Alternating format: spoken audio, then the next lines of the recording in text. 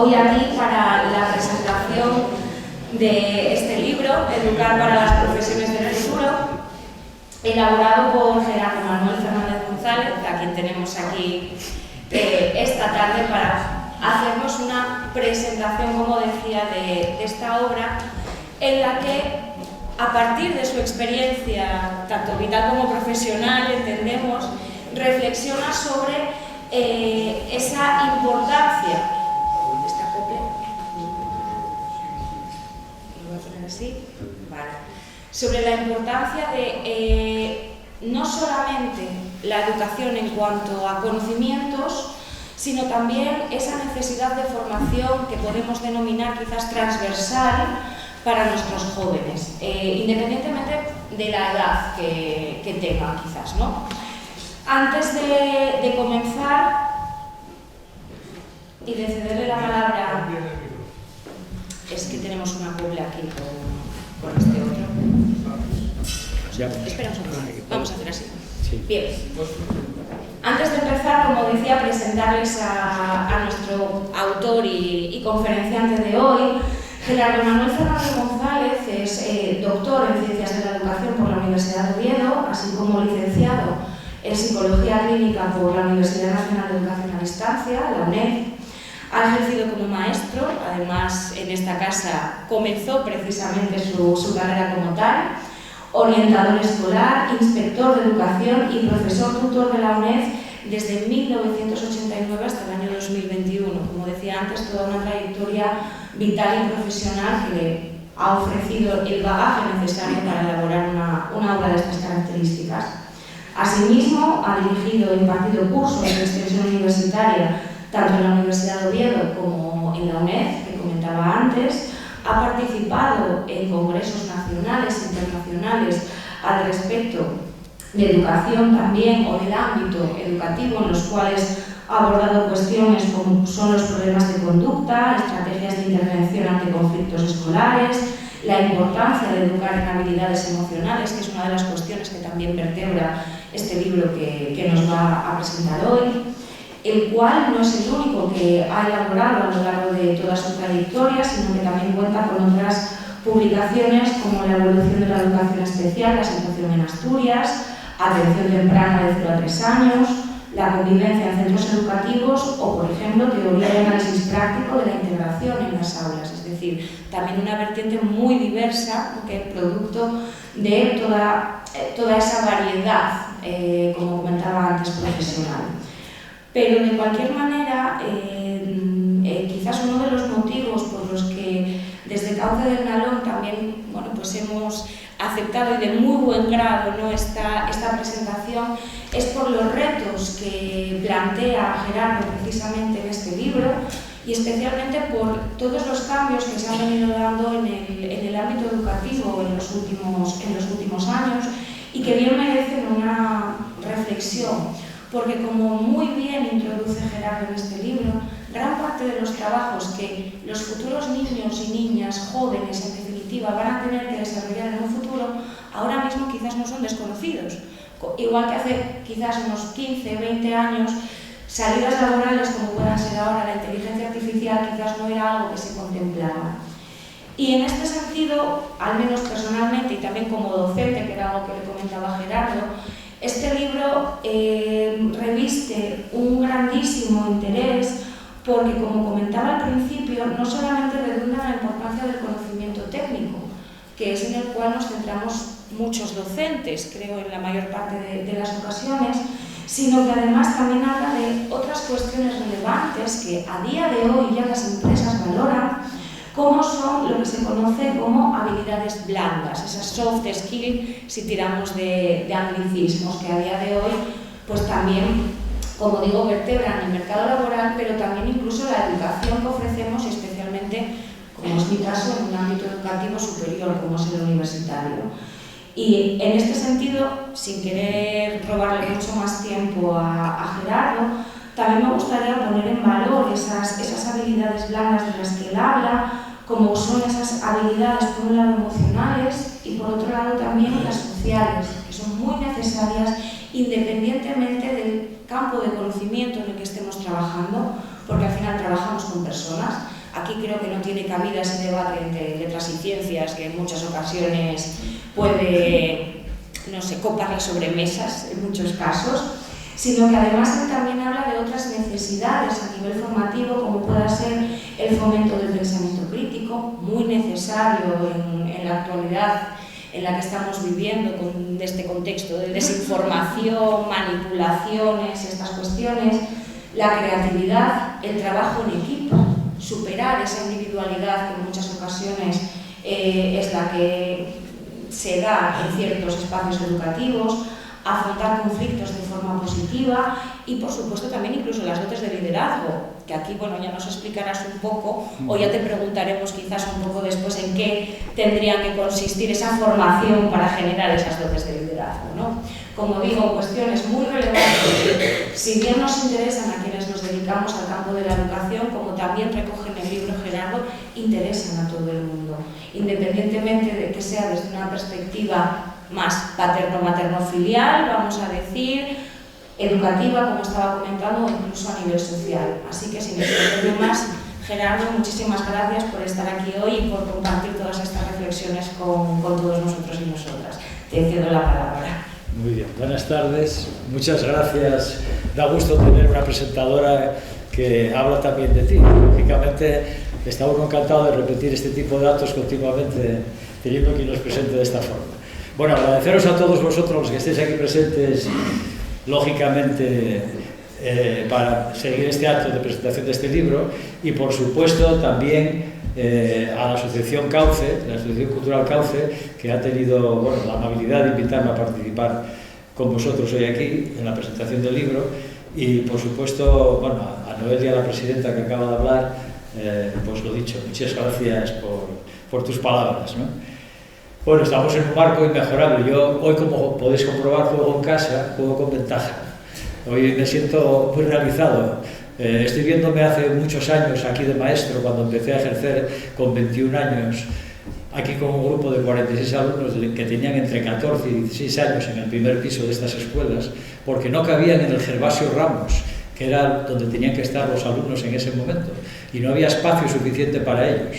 Hoy el problema es totalmente contrario. Ahora sobran espacios y faltan niños, ¿no? Curiosamente, en los colegios, por desgracia. Eso lo saben muy bien algunos profes que estáis aquí acompañando. Pues lo dicho, para mí, hoy, en aquel momento que era un novato profesionalmente ejerciendo con tan corta edad, fue terminar y empezar a trabajar aquí ese primer año como provisional, pues fue toda una experiencia para mí muy satisfactoria también, ¿no? Bueno, para mí es un orgullo ver que un libro de educación suscita tanto interés, pero claro, se lo debo mucho a Cauce, que tiene mucha trayectoria en el Valle del Nalón, ¿no? y muchos seguidores que acompañan a cualquier acto cultural que la organización realiza, ¿no? Pero sí es cierto que hoy en día se lleva más otro tipo de libros. Hoy en día la gente prefiere los libros de novela negra para evadirse, o también están muy de moda los libros de gastronomía. Ahora, bueno, pues la cocina tira mucho, Carlos Arguiñano y demás vende muchísimos miles de ejemplares, ¿no? Y después, curiosamente, también hay otros libros también, pero de la gastronomía, pero son para adelgazar, para dietas, como los Sassagüeys, que lo tenemos aquí en Asturias, por ejemplo. Así es de paradójico la conducta humana, ¿no? Compramos libros para engordar y otros para adelgazar. Sí, hay que tener un poco de todo. Bueno, pues en este caso yo voy a hablaros algo relativo al mundo de la educación, que en él me estuve desenvolviendo durante más de 40 años, trabajando en este campo generalmente, ¿no? Como veis ahí en la portada del libro, quise representarles una metáfora, la mano humana que sostiene el progreso de la humanidad, los grandes avances tecnológicos que tuvimos en los últimos años, ¿no? Ahí está la robótica, está Internet, está lógicamente pues, el Big Data, el análisis de datos que se está haciendo en muchos casos, la inteligencia artificial, etc. Bien, pues la pregunta que yo me hacía antes de empezar a escribir el libro era ¿cómo podemos preparar a los niños y jóvenes para un mundo profesional que aún no existe? Esa es la clave, ¿no? Y eso fue lo que me dio pie para escribir este libro pensando en las nuevas generaciones, es decir, alumnos que están empezando su escolaridad en este momento, empezando prácticamente el último año de infantil o de primaria, son niños que de aquí a un par de décadas, como dicen los grandes expertos del Foro Económico Mundial de Davos o el secretario de Estado de Educación americano, Ridley, que vamos a ver a continuación, creen que de aquí a un par de décadas el 65% de los empleos que van a tener que desempeñar estos jóvenes no se conocen en absoluto, no se sabe cómo van a ser. Con lo cual, eso implica para ellos un esfuerzo tremendo de tener que saber adaptarse a esas nuevas exigencias laborales que van a tener que abordar, ¿no? Por eso, el secretario de Estado de Educación decía: estamos preparando a nuestros estudiantes para trabajos que aún no existen, en los que tendrán que usar tecnologías que aún no han sido inventadas para resolver problemas en los que no hemos pensado todavía. Eso lo decía todo un secretario de Estado de Educación americano, Richard Ridley, ¿no? Y siguiendo con lo que os decía del foro de Davos, concretamente, el copresidente Stephen Curry decía: la educación deberá adaptarse a los cambios tan vertiginosos que experimentarán las empresas y la forma de trabajar, pues cerca del 65% de los escolares que comienzan ahora primaria terminarán trabajando en puestos de trabajo laborales que hoy no existen todavía. Claro, esto para cualquier padre o cualquier profesor tiene que darle que pensar y decir: ¿qué puedo hacer yo al respecto para ayudar a estos jóvenes que están empezando a educarse en este momento y tendrán que afrontar retos desconocidos por completo, ¿no? Bien, quisiéramos tener todos una bola para saber cómo va a ser el futuro, pero claro, esa bola creo que habrá que ir a Granada a ver si encontramos a alguna persona que nos lea las señas de la mano y tenga esa bola mágica para poder desentrañar el futuro, ¿no? Bueno, antes de empezar a comentaros un poco el contenido del libro, me gustaría hacer algunas reflexiones previas relacionadas con el mundo de la educación, porque cuando inicié el trabajo de presentación del libro y de escribirlo, yo estaba pensando sobre todo qué aportaciones podía hacer de cara a los padres a la hora de educar a sus hijos para ese futuro que les espera tan incierto, qué podía aportar a los profesores, que también van a tener que educarlos durante todos estos años de cara a ese futuro profesional incierto que les espera, y por supuesto incluir cosas que pueden ser útiles también para cualquier persona. Todo lo relativo al ámbito de la inteligencia emocional es algo que puede servir para todos porque son habilidades esenciales básicas para la vida en cualquier momento, ¿no? Yo soy consciente que la labor del profesorado es clave para transformar la educación y los sistemas educativos. Por muchas leyes educativas que se hagan, el papel lo aguanta todo, pero si los profesores realmente en las aulas no modifican la forma de educar a los alumnos y hacen cambios innovadores metodológicamente, seguiremos reproduciendo modelos de hace muchísimos años, ¿no? Y eso, desgraciadamente, suele estar ocurriendo en general, ¿no? Hay un libro precioso de José Antonio Marina, que seguro muchos de los docentes que estáis aquí conoceréis, que se titula Despertad ad Diplodocus, creo que del 2015 aproximadamente la publicación, donde explica muy bien cuáles serían los grandes cambios que había que hacer para mejorar nuestro sistema educativo. Él se planteaba ese reto y efectivamente da una serie de pautas de cómo habría que actuar a nivel de familias, a nivel de centros escolares, a nivel de administración, a nivel de empresas, etcétera, los grandes estamentos que deberían introducir una serie de cambios para mejorar nuestro sistema educativo y mejorar la sociedad del futuro. Ya digo, más adelante hablaremos de José Antonio Marina también, porque yo es una persona a la cual admiro y del cual tengo muchos libros que ha publicado y que os recomendaría algunos de ellos. Yo, por ejemplo, el primer libro que leí de él fue El laberinto sentimental, hace bastantes años, de los años 90. Fue la primera obra que leí de José Antonio Marina, que me encantó. Todo lo relativo a los sentimientos y las emociones que experimenta el ser humano, muy bien explicado. Y lógicamente después, bueno, fue sacando muchas otras publicaciones. De hecho, ganó el Premio Nacional de Ensayo del año 93 con Elogio y Refutación del Ingenio, sacó Anatomía del Miedo, sacó otros libros sobre convivencia, en fin, sacó ahora hasta un libro muy interesante sobre la inteligencia explicada de forma visual a un extraterrestre, está muy bien llevado también. Bueno, en definitiva, que lógicamente los docentes estamos obligados a seguir leyendo constantemente a lo largo de nuestra vida. La educación permanente tenemos que de alguna manera llevarla a cabo nosotros en primer lugar siempre, ¿no? ¿Qué está ocurriendo ahora? Pues que la inteligencia artificial es algo que está transformando y cambiando el mundo y lo va a cambiar muchísimo más en los próximos años. Sam Altman, que fue el creador del ChatGPT, que ahora mismo ya muchos centros ya empiezan a manejar y a pedir que les hagan ciertos trabajos, esto va a hacer que se replanteen muchas cuestiones en las aulas, ¿no? Este es un artículo que salió publicado recientemente en prensa, dice: la inteligencia artificial revoluciona las aulas. Efectivamente, ahora mismo los profesores os vais a dar cuenta que cuando mandéis a hacer un trabajo, los chavales ya no acuden a Google, sino que van a acudir, lógicamente, a ChatGPT, que les va a hacer el trabajo que les pidan en cualquier momento, ¿no? Eso va a ser algo para ellos muy sencillo. Los avances tecnológicos son imparables, tenemos que aceptarlos como algo, como una realidad que va a continuar así, ¿no? Y por tanto va a haber muchísimos cambios, va a haber nuevos campos profesionales, como decimos, y por supuesto, esto las empresas empiezan a valorar que hay que adquirir nuevas habilidades que son esenciales, lo que os decía antes Noelia, las soft skills o habilidades blandas, que vamos a hablar de ellas, porque yo fue en las que me centré principalmente a lo largo del libro, para dar una explicación de lo que piden las empresas, qué tipo de habilidades se van a necesitar estos jóvenes dentro de 20 años que las máquinas no nos pueden dar, porque las máquinas a nivel de manejo de datos son muy superiores al hombre hoy en día, en velocidad de procesamiento y demás, sobre todo, ¿no? Es decir, el mundo laboral de nuestros jóvenes será mucho más incierto que fue el nuestro.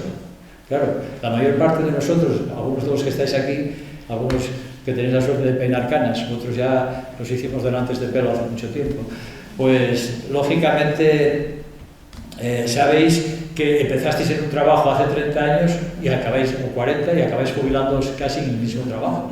No hubo cambios sustanciales. Hoy día la generación actual no va a poder hacer lo mismo, va a ser muy diferente. Se van a ver obligados a cambiar a lo mejor 3, 4 o 5 veces de trabajo y pasar de unos empleos a otros. Van a tener que tener un pensamiento flexible y una capacidad de adaptabilidad y de adaptación a nuevas exigencias muy grande, ¿no? Cosa que en muchos casos hay gente que no podría hacer. Por eso las empresas más solventes, a la hora de seleccionar un perfil profesional de un especialista, imaginaros un ingeniero, un químico, un matemático, hoy en día las empresas juegan con la ventaja de tener muchos titulados superiores. En España producimos miles de titulados universitarios que muchos de ellos a veces no encuentran un trabajo acorde con su preparación y tienen que acabar realizando otro tipo de trabajos. Entonces, bueno, yo recuerdo que ponía como ejemplo, hay una película que os recomendaría, que es la del método, que seguro que muchos de vosotros la veríais, el método basado en el método Bronholz, de cómo se seleccionan las empresas al personal, ¿no? Aquí en la película el método de Eduardo Noriega, que es uno de los actores españoles así más carismáticos, las chicas lo conocen más que los chicos probablemente, ¿no? Pero bueno, Eduardo Noriega tenía mucho tirón. Con Amenábar también hizo varias películas y tiene una gran trayectoria, ¿no? Y también está Ernesto Alterio, está, bueno, Carmelo Gómez y una serie de actores españoles actuales muy interesantes. En esa película del método, ahí se ve cómo las empresas realizan una selección de personal y convocan a 10 personas más o menos para una plaza, para un puesto de trabajo. ¿Qué ocurre durante ese proceso selectivo por parte de la empresa que tenía a todas las personas con una preparación, una formación en lo que se llaman las hard skills o habilidades duras, con una preparación técnica en la materia muy competente? Pues bueno, que todos ellos reunían los requisitos de conocimiento suficiente. Pero, ¿qué pasaba? Que a nivel psicológico no todos tenían las mismas fortalezas.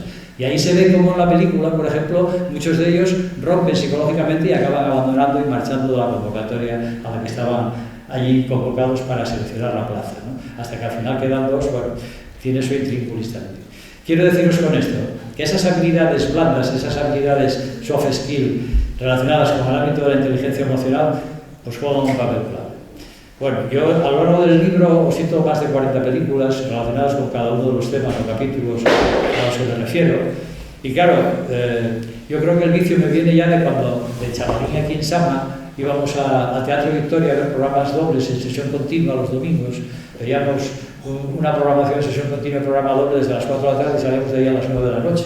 Y después, pues bueno, ya teníamos aquí enfrente, me acuerdo del Teatro Rozada, ahí donde está Betty, que nos pusieron el primer todao en la zona, los que somos aquí de la cuenca nos acordamos de aquellos años maravillosos, ¿no? Aquí yo tengo recuerdos extraordinarios de, bueno, pues el Cine Felgueroso. A mí me llevaron ya de criba a ver los 10 mandamientos ahí cuando a poco de inaugurarse el Cine Felgueroso también aquí en Sama, y ya no digamos, bueno, el Maripeña, que ya fue todao por excelencia en pantalla mayor, yo creo que de Asturias en aquel momento, ¿no? Era enorme. Todos esos recuerdos me hicieron muy cinéfilo ya desde pequeño y sigo viendo muchas películas todas las semanas porque es algo que me encanta, sobre todo películas de la época dorada de Hollywood, del cine negro y de tiempos ya un poco pasados que a la gente joven a lo mejor quizás no les diga nada, pero que sin embargo a mí me encanta, ¿no? Bien, pues está claro, el rápido desarrollo que hoy en día hay con la globalización y demás hace que los jóvenes tengan que afrontar cambios muy grandes. Y hay que pensar qué tipo de personas queremos que sean nuestros jóvenes en el futuro. Hay que darles toda esa serie de destrezas que decimos. que sean capaces de adaptarse, que sean creativos, que sepan trabajar en equipo. Bueno, pues todo eso fue lo que dio pie después a poner en marcha eso, en lo que desarrollé en los diferentes capítulos. Fijaros una frase de John Dewey, que fue un gran pedagogo, el creador de lo que se conoce como la Escuela Nueva. Los profes que estáis aquí lo conocéis bien. Decía: si enseñamos a los estudiantes de hoy como enseñamos ayer, les estamos robando el mañana. Efectivamente, él exige que hay que adaptarse a los cambios de la sociedad para llevar a cabo una serie de cambios metodológicos, ¿no? Porque Dewey, a finales del siglo XIX, principios del XX, tuvo una gran ascendencia a nivel pedagógico en todo el mundo y se le considera que ahora la Escuela Nueva, sobre todo por esos cambios metodológicos que él exigía que debían llevarse a cabo, ¿no? Bueno, lo cierto es que estamos ya en la cuarta revolución industrial, como dice Van Damme, con la llegada de la inteligencia artificial, ¿no? Y eso nos va a hacer, pues, cambiar muchas cosas, indudablemente, ¿no? Fijaros, aquí os pongo un poco la educación en el siglo XIX versus educación para el siglo XXI. Es para que hagáis un pequeño recordatorio. Algunos de los que estéis aquí sois muy jóvenes y esos encerados en blanco y negro no os dicen nada porque no lo vivisteis, pero algunos otros que ya peinamos canas y tenemos unos cuantos años, recordamos aquellos pupitres de madera donde había que lijarlos con un cristal y esas cosas para dejarlos finos y lisos, y nos exigían muchas cosas en el cole a la hora de comportarnos con aquellas plumas de tinta y aquellos tinteros que tenían los pupitres, ¿no? Bien, ahí se ve cómo evolucionó la escuela hasta llegar a la pizarra digital abajo en estos momentos. Hubo un cambio sustancial. Efectivamente, hubo un cambio importante. Claro, los libros que usábamos entonces de aquella época eran libros todos en blanco y negro, el color no existía todavía, como la escuela, era una escuela más bien en blanco y negro, en los años 50, 60, sobre todo, sobremanera, ¿no? Y cuando puse la frase esa del mito del aula petrificada en el tiempo, ¿qué os imagináis que quería decir? Pues que lógicamente la forma de educar a lo largo del tiempo evolucionó muy poco.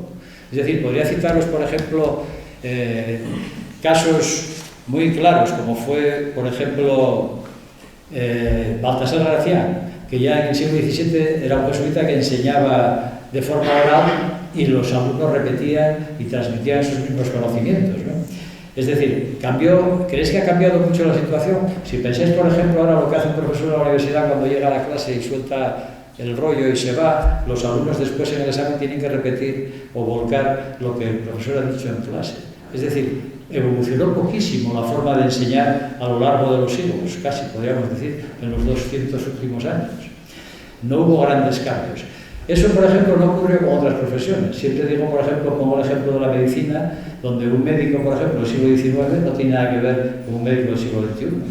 Que ponemos un médico del siglo XIX delante de un escáner o para hacer pruebas médicas actualizadas y sería incapaz por completo. En cambio, un profesor del siglo XIX lo pones delante de un encerado y sería capaz de transmitir una lección magistral, igual que muchos profesores hoy en día siguen haciendo, ¿no?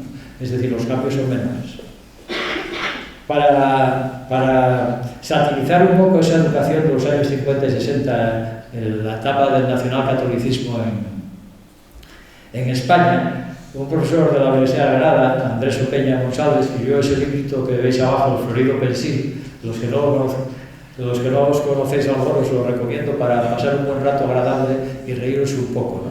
Porque toca todas las vertientes de cómo se educaba en aquellos años 50 y 60 en la escuela pública en España, ¿no? Entonces, claro, comenta aquellos libros que había de historia sagrada, ¿no? Y siempre pongo el ejemplo aquel del triángulo de Dios con un ojo dentro, ¿no? Simbolizando a Dios. Y lógicamente, tengo la imagen del libro donde aparece Dios dentro del ojo con el triángulo viéndolo todo y viendo a Caín, que con el hermano Abel muerto, con la quijada famosa, y preguntándole: Dios, Caín, ¿qué has hecho con tu hermano Abel? Decía, Dios preguntando por preguntar. Si no lo sabía ni Dios, mal, ¿no? En fin, Dios lo sabe todo. Por tanto, realmente las cosas cambiaron mucho, afortunadamente. Muchos profes hoy día ya no repiten ese tipo de ejemplos. Habla también de los problemas tan absurdos que se ponían en algunos libros en aquel entonces, ¿no? Me acuerdo, cita a un personaje, un chico que narra el ejemplo de Pilarín, Pilarín tenía una cesta con 36.200 huevos. ¿Cuántos pares de huevos hay en la cesta? Imaginaros qué problema, ¿no? Tan real. Entonces, claro, todos respondieron, hay 18.000, si eran 36.200 pares, 36.200 huevos, había 18.100 pares de huevos. Muchos niños dieron la respuesta correcta, pero el niño que lo cuenta dice, no, yo puse que era imposible saberlo. Y le preguntó el profesor, es imposible saberlo por los huevos de abajo. Y entonces, claro, el profesor le preguntó, ¿cómo es posible eso? A ver, explícamelo, por favor. Dice el hombre, claro, primero, que son muchos huevos para meter en una cesta. Segundo, que no creo que haya una cesta que lleve tantos huevos. Y tercero, que los huevos de abajo tienen que estar rotos y estarían colgando para abajo la yema seguro. Por lo cual, imposible saber los pares de huevos que hay en la cesta. Bueno, por poneros algunos ejemplos así simpáticos que cuenta anecdóticamente el libro del Florido Pensil, ¿no? Por si tenéis intención a lo mejor de ojearlo un poco, ¿no? Bien.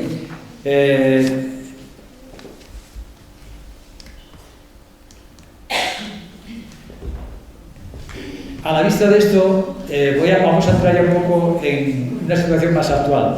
Howard Gardner, que seguro que muchos lo conoceréis, puesto que fue ganador del premio Princesa de Asturias por su teoría de las inteligencias múltiples, estuvo aquí en el 2011 y le hicieron una entrevista preciosa en el Palacio Valdés en Avilés, cuando vino a recoger el premio. Habló sobre su teoría de las inteligencias múltiples, que es del año 83.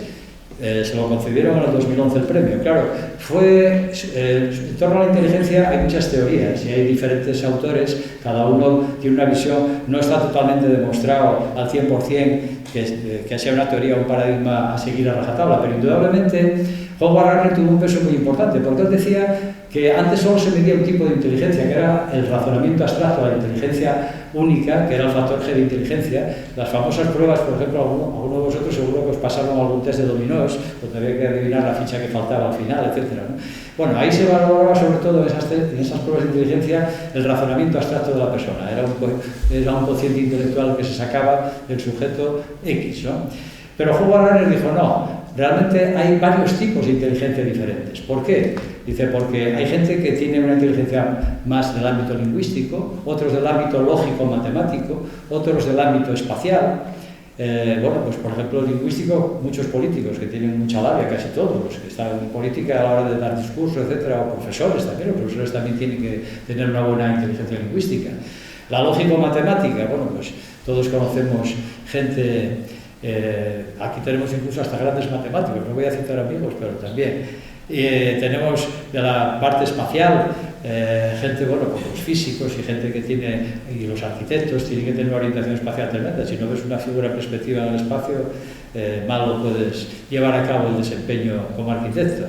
La corporal cinestésica, podéis pensar en Nadal, las actividades que tiene a nivel corporal o cinestésico. La musical, todo el mundo pone de ejemplo a Mozart, siendo un niño las composiciones que hacía, por ejemplo, ¿no? La intrapersonal e interpersonal se cita por primera vez, es decir, el conocimiento de uno mismo. Ahí se puede citar a Sigmund Freud, por ejemplo, o la interpersonal, pues bueno, el que tenga grandes dotes o habilidades sociales para relacionarse con los demás. Pues por ejemplo, gente que dejó un gran mensaje, Martin Luther King o algún otro personaje importante. La naturalista, siempre se pone como ejemplo a Darwin, por ejemplo, ¿no? Pues bien, ahí aparece por primera vez, que era algo que quería deciros, la inteligencia emocional, los dos tipos de inteligencia, la intrapersonal y la interpersonal, que hablaremos después, porque para mí es la clave. De hecho, casi un tercio del libro lo dediqué al ámbito de las emociones y la inteligencia emocional. De Goleman, fundamentalmente, que sería el que tuvo el gran, digamos, el que se llevó el gran premio, ¿no? Y así, hablando de estos tipos de inteligencia, hay una teoría también, la teoría triárquica de la inteligencia, que es de Robert Stender. Hablaba, por ejemplo, de una inteligencia creativa y de una inteligencia práctica, ¿no? Hay mucha gente, seguro muchos de vosotros y gente que conocéis, que tiene una inteligencia práctica tremenda, ¿no? Me recuerda una anécdota que contaba un argentino que llegó a la administración a entregar unos documentos y le preguntaba al funcionario, a ver, ¿usted estado civil? Dice, casado. Dice, ¿tiene hijos? Dice, sí, 5. Y le pregunta al funcionario, ¿todos vivos? Dice él, solo uno. Dice, los otros 4 trabajan. Claro. Es decir, la inteligencia práctica lo tenía claro cuál tenía que ser, ¿no? Es decir, los otros 4 trabajan, efectivamente. Bien, pues así va la cosa, ¿no? Bien, las profesiones del futuro. Aquí empecé yo con el libro ya el primer capítulo, ¿no? Empecé a analizar, después de esas reflexiones previas, ¿Cuáles eran esas 15 profesiones que estaban en algunos de los portales de Internet? Busqué en InfoJobs, en LinkedIn, en diferentes portales de Internet, ¿cuáles serían esas profesiones del futuro? Por ejemplo, LinkedIn ya en el año 2020 señalaba que los especialistas en inteligencia artificial ya estaban en el número 1 del ranking de profesiones del futuro. Es decir, que la inteligencia artificial ya lleva durante algunos años teniendo un peso importante.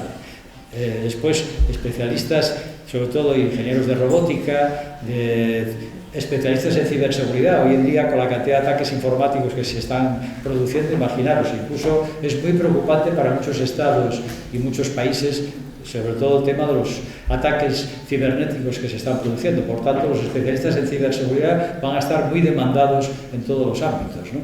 Consultores de la nube de iCloud, especialistas de datos, especialistas en Big Data, es lo que hacen, por ejemplo, todos los que llevan, por ejemplo, series como Netflix y demás, lo que hacen es analizar constantemente el uso que se hace de toda la cadena para ver qué consumo hacen todos los que están afiliados y ver aquello que les puede interesar más, y ahí hay un campo a desarrollar amplísimo, ¿no? Por tanto, los ingenieros de datos, los desarrolladores de Big Data, etcétera, van a estar muy demandados también. Las 15 profesiones que marca LinkedIn, como ves, son todas del ámbito científico, tecnológico e informático. No hay ninguna del ámbito humanístico. Y yo ahí, eso me dolió mucho el alma, porque bueno, yo creo que las humanidades no podemos nunca renunciar a ellas. Quizá lo más importante que puede tener el ser humano son las emociones y las vivencias, y hay un comportamiento ético que es inevitable. Por tanto, yo creo que, independientemente de que estas profesiones son las que tienen más futuro para conseguir un trabajo rápidamente, estas personas tienen que también tener una formación en el campo ético y en el campo humanístico muy importante, ¿no? Seguro que recordaréis todos a Lucio Ordine, que falleció antes de venir a recoger el Premio Príncipe de Asturias este año. Yo estuve leyendo su libro La utilidad de lo inútil, que es un título que ya lo dice todo, ¿no? La utilidad de lo inútil. ¿Qué es lo que es inútil? Bueno, pues consideran inútil todo aquello que no produce beneficio. Claro, él destaca el papel importante que tiene que hacer la filosofía, preguntarse por las cosas más importantes de la vida y, por supuesto, los grandes interrogantes para el ser humano. Y después las artes, como la literatura, la música, el arte, la vena artística, eso produce muchas emociones y muchas grandes satisfacciones en el ser humano. Las máquinas, de momento, eso no nos lo pueden dar. Por tanto, ese aspecto es el que tenemos que trabajar en las personas, fundamentalmente, si queremos que sean felices y que se encuentren satisfechos con su vida en gran medida. Porque, lógicamente, sí, podemos conseguir mucha información de datos, mucha información a través de las máquinas, pero eso no va a resolver, lógicamente, que el ser humano se sienta feliz y contento, ¿no? Claro, hoy en día los jóvenes, en cambio, tienen otra perspectiva de la vida, ¿no? Nosotros siempre decíamos, mientras haya vida hay esperanza. ¿Cómo dicen los jóvenes hoy? Mientras haya wifi hay esperanza. Claro, es lo primero que hacen cuando llegan a un hotel o a un sitio y tal, lo primero, la clave del wifi, por favor, porque yo quiero enseguida entrar en internet y ver todos los datos que me interesan. Es decir, hay un cambio de valores muy importante en ese sentido, ¿no? Y eso, bueno, da pie a muchos cambios. Hay un experto, un neurocientífico, que os recomendaría, porque ahora está muy en boga el debate sobre el uso de las pantallas y el uso de los teléfonos móviles en los colegios. Eso va a ser un tema a debate en los próximos años muy importante. Ahora mismo ya está el gobierno intentando sacar una ley sobre el uso y el control riguroso que hacen de internet los jóvenes y los niños, ¿no? Porque están viendo que, bueno, están accediendo a páginas de porno de más niños de 9 años y de entre 9 y 11 años, por ejemplo, están viendo la gran adicción que generan las pantallas. Pues bien, este autor neurocientífico francés, Michel Desbourget, escribió un libro que es La fábrica de cretinos digitales. Dice que muchos jóvenes hoy en día hacen un uso desproporcionado de las redes sociales y de las tablets y demás, hasta tal punto de que, por ejemplo, niños de en torno a menos de 3 años están casi 3 horas enganchados a una tablet o a un teléfono, o niños de entre 8 y 12 años están hasta 5 horas, y ya los adolescentes entre 13 y 16 incluso hasta 7 horas diarias enganchados a las tablets. Eso realmente es preocupante. ¿Qué ocurre? Bueno, yo leí todavía hace unos meses un libro de una escritora francesa, Catherine de Gouillet, que se titula Educar en el asombro. Y ella explica también un poco este mismo problema. Esta autora tiene un libro precioso para cualquier profesor que lo recomendaría, que es Conversaciones con mi maestra, de Catherine Leguille. Si tenéis ocasión de leerlo, es un libro maravilloso porque además da un repaso de todas las corrientes pedagógicas a lo largo de la historia, casi desde Juan Vives en adelante, todo hasta llegar hasta el siglo XXI. Es una preciosidad de libro. Bien, pues en este otro libro, Educar en el asombro, Catherine Leguille señala que, por ejemplo, las pantallas para educar a los niños no son muy convenientes, y también recomendaría que mucha gente, y sobre todo los centros, recomendéis que vayan a los consejos que da la OMS, la Organización Mundial de la Salud, que recomienda también antes de los 2 años 0 pantallas para los niños. No se puede dejar que utilicen para nada las pantallas. Hoy en día muchos padres no son conscientes del peligro que eso entraña, y con tal de tener al niño entretenido le sueltan el teléfono, le sueltan la tablet, y el niño encantado porque la imagen para ellos es un gancho tremendo, ¿no? Pues bien, Catherine Leguille dice que, por ejemplo, los grandes magnates de Silicon Valley, los que están al frente de Apple, de Google y demás, y Yahoo, resulta que mandan a sus hijos a un colegio de élite donde no se utilizan las pantallas para nada. Están con métodos tradicionales, curiosamente. Y eso creo que también lo explica Michel Desmoulins.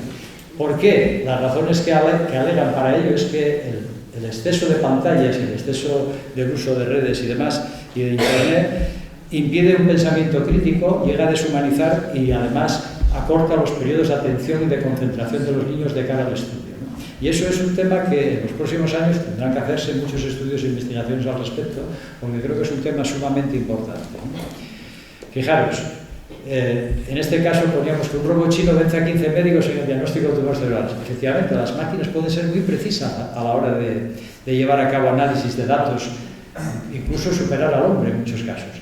Yo recuerdo, bueno, aquí tenemos a un experto, Raimundo, en ajedrez, que sabe mucho del tema, pero aquella máquina Deep Blue, que creo que derrotó a Garry Kasparov, campeón del mundo de ajedrez, en una partida que preparó allí la máquina IBM, el ordenador, en los años 90, ¿no? En la primera partida que jugaron, al final acabó ganando la máquina al campeón del mundo.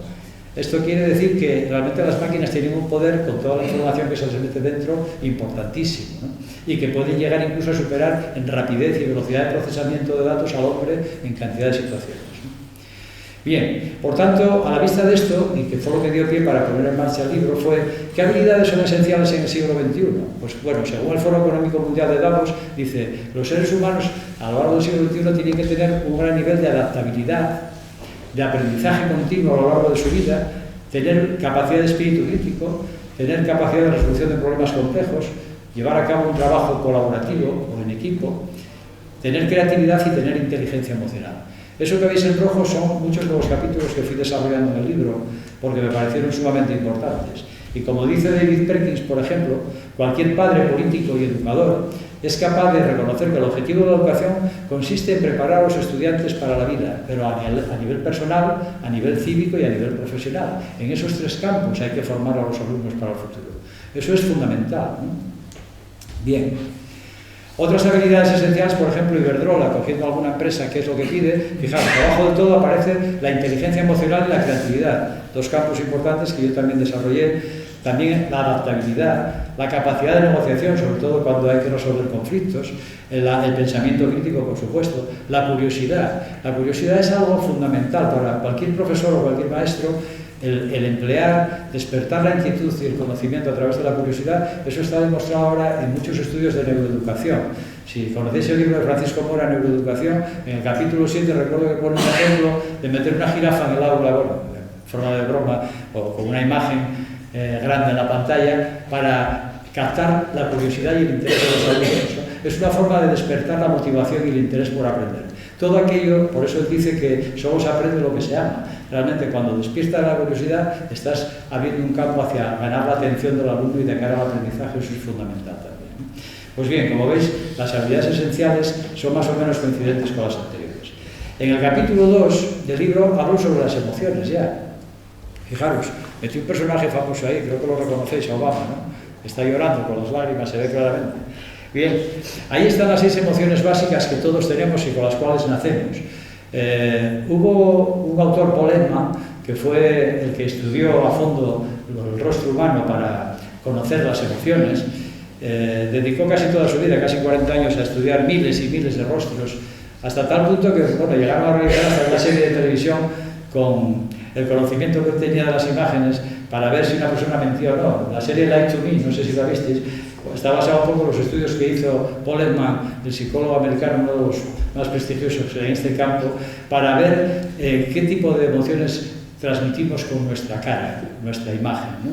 Bueno, las emociones básicas que veis ahí son alegría, tristeza, enfado, sorpresa, miedo y asco. Pues fijaros, las emociones ya se empezaron a estudiar en el siglo XIX y uno de los pioneros fue Charles Darwin, precisamente, el creador de la teoría de la selección de las especies y la selección natural de las especies y demás.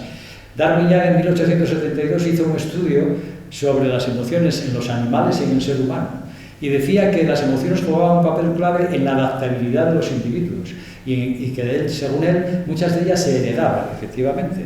Este tipo de emociones básicas son heredadas. Pero todos tenemos, aparte de estas 6 emociones básicas, cientos de emociones que son secundarias, la vergüenza, los celos, en fin. Hay cantidad de emociones secundarias, el orgullo, en fin, muchísimas, que esas son emociones que a veces se forman a través de otras emociones primarias básicas, se van configurando una serie de emociones secundarias. En el libro aparece como 30 o 40 emociones secundarias que os cito en una clasificación a lo largo del capítulo, ¿no? Pues bien, ¿para qué sirven las emociones? Pues nos ayudan a transmitir cómo nos sentimos a los demás, les transmitimos con nuestra cara cuál es ese sentimiento que tenemos en ese momento. Si estamos enfadados, si tenemos asco hacia algo, fijaros en esa expresión de asco, cómo se manifiesta, cómo es la expresión de los ojos cuando sentimos miedo, que parece que se salen de las órbitas los ojos, y la expresión de la boca, el enfado, cuando tenemos una cara enfadada, etc., ¿no? Es decir, se manifiestan por palabras, por gestos, por el tono de voz. Cuando alguien da un grito o una expresión de enfado, eso se manifiesta claramente, ¿no?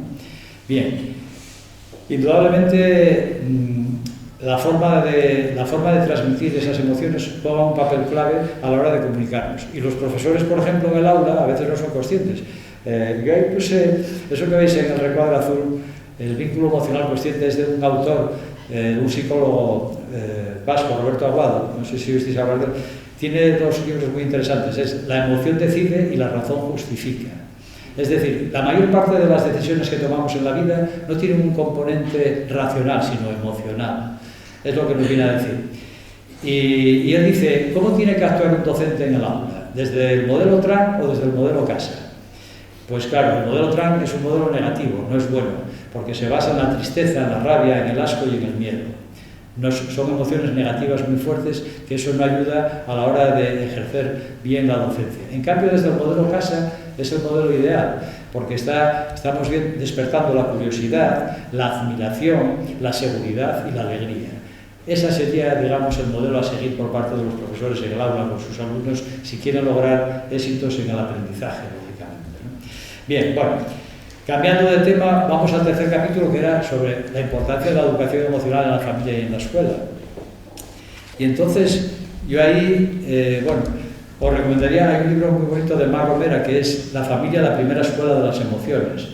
Esta autora señala que los padres son la clave fundamental si queremos lograr que haya un buen apego, sobre todo, y una buena educación en el ámbito familiar para educar en valores, en la responsabilidad. Por eso muchos profesores dicen, los niños tienen que venir educados de casa. Efectivamente, muchos niños deberían de tener esos valores adquiridos en la familia. El problema es cuando la familia tiene problemas, o es una familia desestructurada, o con problemas de tipo socioeconómico o de otro tipo, los niños no tienen culpa ninguna, y en ese caso la escuela tiene que, de forma subsidiaria, educar en esos valores. No hay más remedio, la educación tiene que ser en favor de ellos, siempre, ¿no?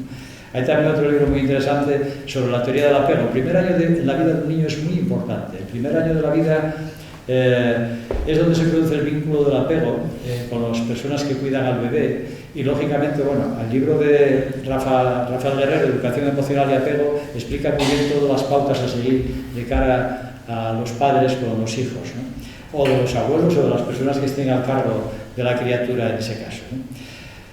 Por eso la educación emocional en la familia es fundamental, y después lógicamente también la escuela debería continuar con esa educación emocional. ¿Y cómo podría hacerlo? Bueno, hubo un congreso internacional hace algunos años sobre el pensamiento y hay un autor, David Perkins, que publicó un libro, Educar para un mundo cambiante, y decía, pregunté a todos los expertos que asistieron al congreso cuáles serían esas habilidades o esos conocimientos más importantes que tendrían que aprender los alumnos de cara a su futuro. Y la mayor parte de ellos señalaron el pensamiento crítico, la autocomprensión, la empatía, la comunicación, la ética, aprender a aprender, la colaboración, saber manejarse ante los conflictos. Y en último lugar aparecían las matemáticas, la tecnología, la química, las materias típicas que se estudian, ¿no? Es decir, yo quisiera mentalizar un poco de cara a la sociedad en general y al profesorado que las disciplinas no son lo único, que no hay que obsesionarse excesivamente con los contenidos de las materias. Yo creo que la sociedad está muy condicionada por eso, se le da excesiva importancia a muchas veces al conocimiento. Sin embargo, los anglosajones son mucho más prácticos, los americanos dicen que el conocimiento tiene fecha de caducidad, a cabo de unos cuantos años hay que ir cambiándolo, porque lógicamente se van produciendo cambios y se va viendo que muchas cosas no son útiles, muchas de las cosas que se están enseñando en los colegios actualmente, ¿no? Y por eso hay que ir cambiando. Es más importante lo que dice, por ejemplo, Robert Schwartz, otro escritor que tiene un libro que se titula El aprendizaje basado en el conocimiento, que dice que hay que enseñar a pensar a los alumnos, que tienen que adquirir rutinas y destrezas de pensamiento para que el día de mañana, cuando sean más adultos, sepan aplicarlas a otros contenidos y a otras materias diferentes. Esa es la clave, ¿no? Lo que está claro es que la escuela hasta ahora fue el ámbito o el reino de lo cognitivo, el reino de los conocimientos en el ámbito cognitivo, pero que en el futuro hay que avanzar hacia lo afectivo y lo emocional, lógicamente, ¿no? Y eso lo explica muy bien Filiozar. Es decir, el arte, la música, la literatura, todo el mundo, más o menos, yo creo que se emocionó viendo alguna película. ¿Quién no lloró viendo, Memorias de África, las chicas? Seguro que alguna lloraría, digo yo. No, hay gente que no se emociona con Memorias de África, ni con los puentes de Madison, ni con ninguna de... No, hay que ir más allá, ¿no? Bien, hay películas o hay a veces una canción o una música que nos hace a veces sentirnos un tanto tristes. Bueno, fijaros, hay un cantante moderno que vais a conocer en cuanto sintáis los acordes de quién se trata, ¿eh? Podéis hacer palmas si queréis, podéis acompañarlo. Voy a poneros un fragmento nada más de la canción porque si no, igual la cosa acaba en una fiesta y tampoco va por ahí la cosa, ¿eh? ¿Os suena Fito, no?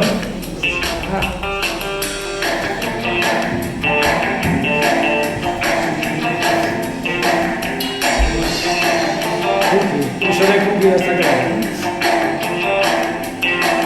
Ahora sí, parece que ya empiezo a entender las cosas importantes aquí son las que están detrás de la piel. Y todo lo demás empieza donde acaban mis pies. Después de mucho tiempo aprendí que hay cosas que es mejor no aprender. Mirad lo que dice.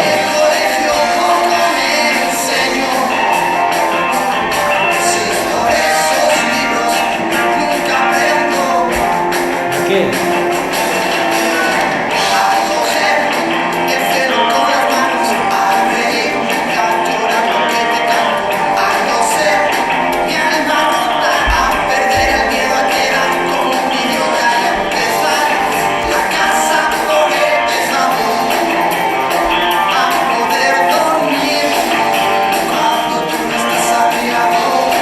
Ya no sigo porque después habla de brujas y luego vaya a ser que hay problemas.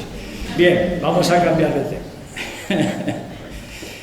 Bueno, como veis, dice que el colegio poco me enseñó en relación con todo lo relativo al ámbito emocional, ¿no? A coger el cielo con las manos, a reír y a llorar como te canto, a tener miedo, a sentir miedo a quedar como un idiota. ¿Cuántos niños por timidez no se atreven a exponer sus ideas en clase, etcétera, etcétera? Ahí está el ámbito emocional y el ámbito que hay que trabajar y educar con los niños en el colegio. Por tanto, ¿qué es la inteligencia emocional? Yo diría que cambié de... Perdón, esto de andar cambiando de micrófono no está uno muy de verbenas. Bueno, otra forma distinta de ser inteligente, dice, ¿no? Según Daniel Goleman, que fue, digamos, el que mayor repercusión tuvo en el año 95 con su obra La inteligencia emocional, todo un bestseller, que vendió millones de ejemplares, de este libro, dice que es la capacidad de percibir, reconocer, comprender y regular nuestras emociones y las de los demás. Entonces él dice que hay dos tipos de inteligencia emocional: la intrapersonal, que es todo lo relacionado con uno mismo, conocernos bien a nosotros mismos, y la interpersonal en relación con los demás.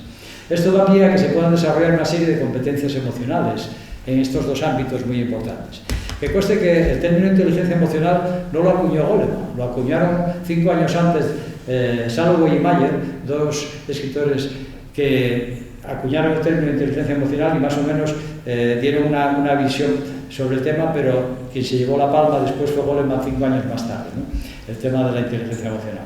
Entonces hay una serie de competencias que habría que trabajar en los centros. Voy a ponerlos en relación con uno mismo y en relación con los demás. Hay dos aspectos: uno, que reconozcamos las emociones en nosotros mismos y que sepamos regularlas. Bueno, lo que veis en rojo son aspectos que se desarrollan a lo largo del libro. Hablo mucho de la importancia de la autoconciencia emocional, de conocernos bien a nosotros mismos, de desarrollar una buena autoestima, y eso con los alumnos en clase y con los hijos en casa hay que trabajar el desarrollo de la autoestima, que tengan una autoestima alta. La autogestión, saber autocontrolarnos emocionalmente, tener capacidad de adaptabilidad y de resiliencia. Hoy en día la resiliencia está muy en boga. Seguro que, bueno, el concepto de resiliencia ya sabéis que viene del mundo de la industria, de los materiales físicos, ¿no? Fundamentalmente. Pero bueno, en el ámbito de la resiliencia ahí hablo de un libro muy interesante, que a lo mejor oísteis hablar, Los patitos feos, ¿no? Que seguro que alguno habrá leído también. Cómo desarrollar la resiliencia. También cito algunas autoras de cara a tener capacidad de resistir ante situaciones adversas esa situación. Y después ya en relación con los demás, la conciencia social, el tema de la empatía es fundamental. Para Goleman, eso lo veréis al final en los últimos capítulos, y sobre todo en el mundo de la empresa, los líderes empáticos son los que mayor éxito tienen generalmente, ¿no? Y en la gestión de las relaciones pues entra en juego todo tipo de habilidades de comunicación, de saber resolver conflictos adecuadamente, tener un buen liderazgo con visión de futuro, saber ser asertivos y saber trabajar en equipo son esenciales también en esas competencias, ¿no? Bueno, ya veis que vamos a jugar a la lotería, vamos a hacer un experimento rápido, ¿eh? A ver, levantad la mano, y ahora que pasó la lotería de Navidad ya, tenía que haber puesto la lotería de Reyes, pero ya llegó tarde también. En esos 2 décimos de lotería que podéis elegir, yo os diría, vais a hacer participaciones para regalar a los amigos. Que levanten la mano los que elijan el número 00012 para hacer participaciones. Muy bien, eso fue que nacisteis ese día, seguro.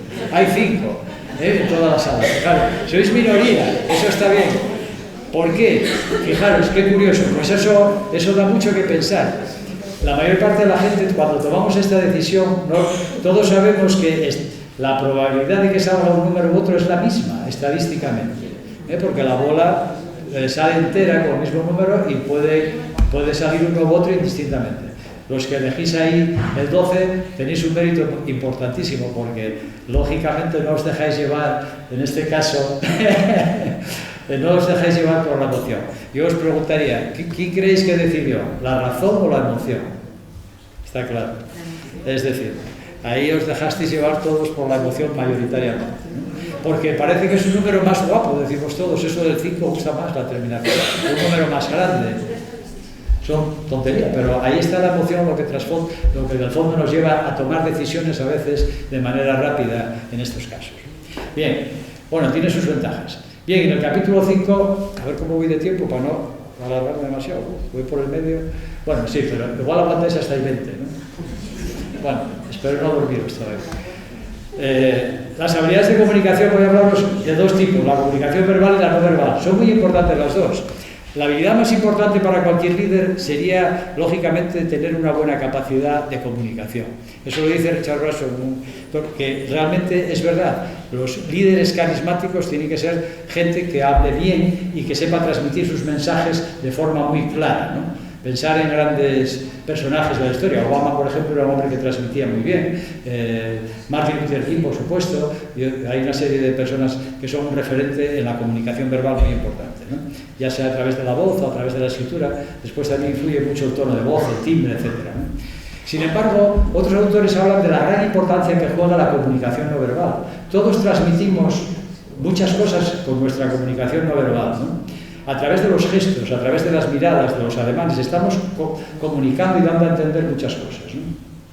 Y eso juega un papel muy importante. Yo manejé mucho dos libros, uno de Teresa Baró sobre la guía del lenguaje verbal y hay otro de Bárbara y Alan Pease, que ese os lo recomiendo porque es muy ameno, es muy entretenido. Bueno, de esos autores seguro que todos leísteis el libro ¿Por qué los hombres no escuchan y las mujeres no entienden los mapas? Ese lo conocéis seguro. De Bárbara y Alan Pease. Es un libro precioso y muy ameno, explica las diferencias de género entre hombres y mujeres. ¿No lo conocéis algunos? Pues os lo recomiendo, es muy ameno de leer y muy entretenido.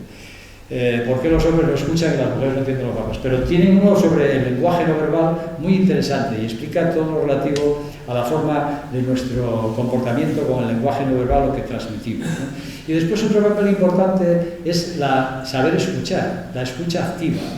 Y yo ahí recomiendo, hay un libro de Gavilán, de Francisco Gavilán, que se titula No se lo digas a nadie así. La forma como decimos las cosas juega un papel clave, muy importante. Entonces, bueno, hay 4 formas que tenemos todos de contacto con el mundo, ¿no? Por un lado, ¿qué hacemos?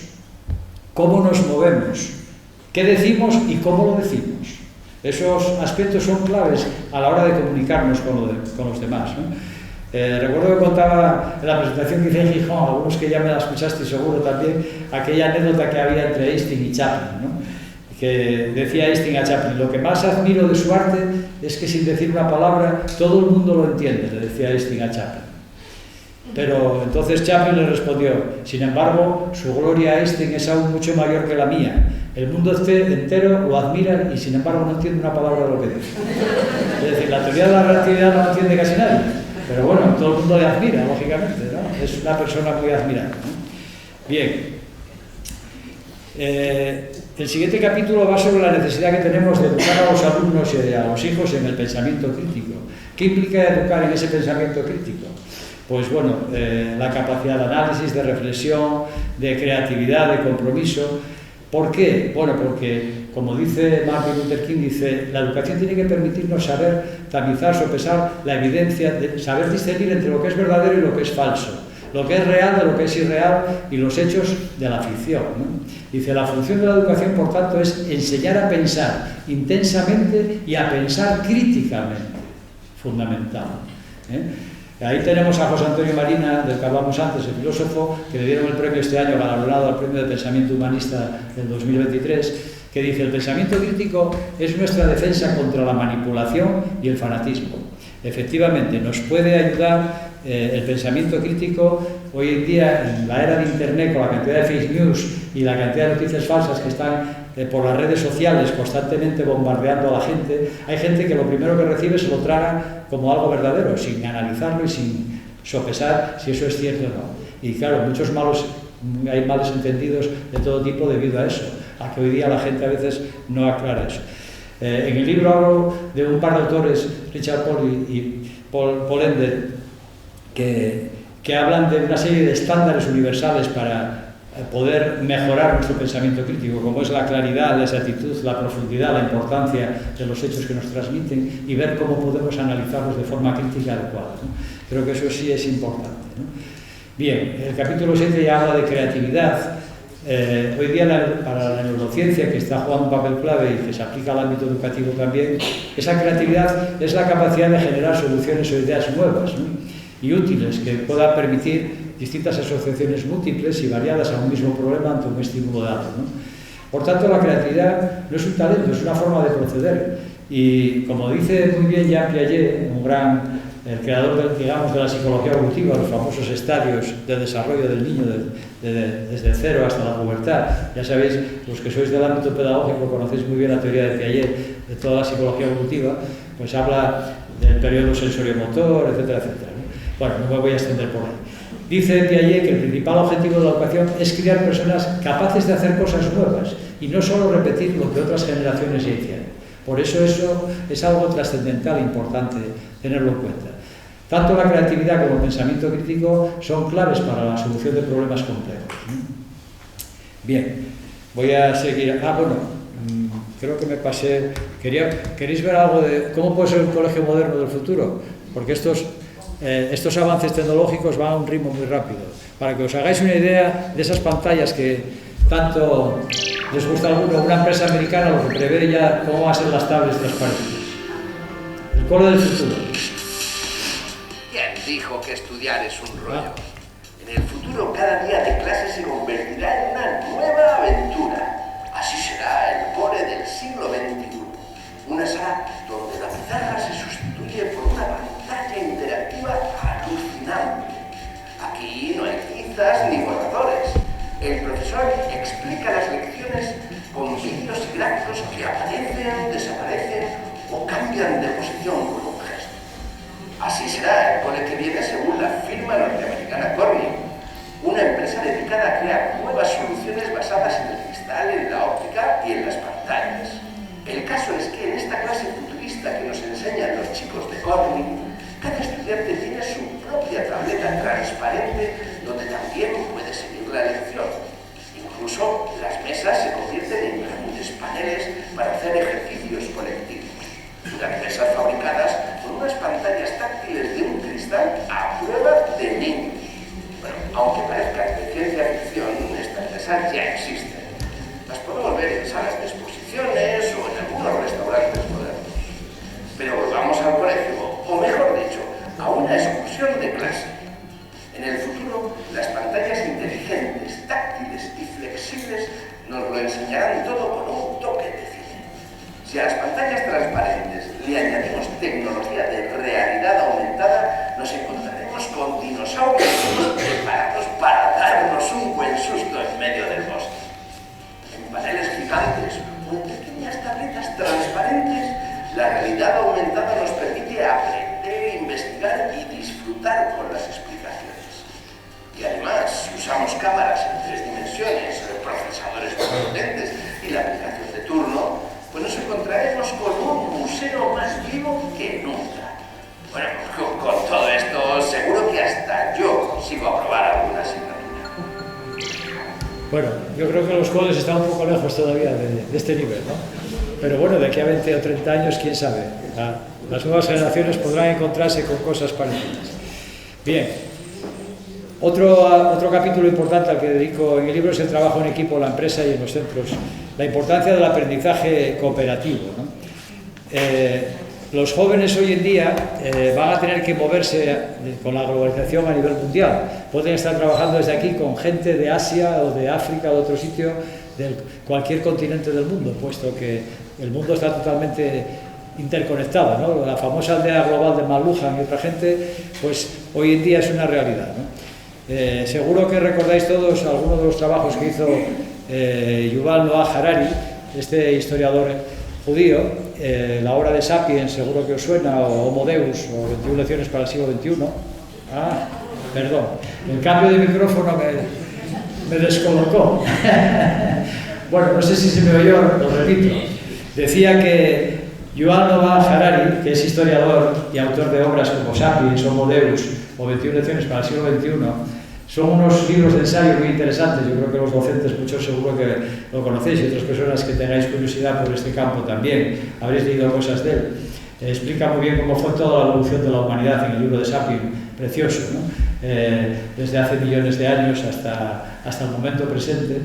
Es un libro, yo a mí realmente me dejó huella el libro de Sapiens y el de Homo Deus como continuidad también, ¿no? Me recordó mucho, hay otro libro de Arzuaga que seguro conocéis, sobre idea e historia, el famoso creador de Atapuerca, que también está en esa línea. Todavía es más científico el libro de Arzuaga que el de Harari, pero bueno, son libros muy interesantes. Pues bien, Harari dice que la única certeza que tenemos de cara al futuro es que se van a seguir produciendo cada vez más cambios y cada vez de forma más rápida y de una manera vertiginosa. Y eso nos obliga a todos a tener una mente abierta y ser capaces de reinventarnos constantemente y saber trabajar con los demás, saber trabajar en equipo, ¿no? Es decir, la cooperación y el trabajo en equipo en el futuro va a ser algo muy necesario.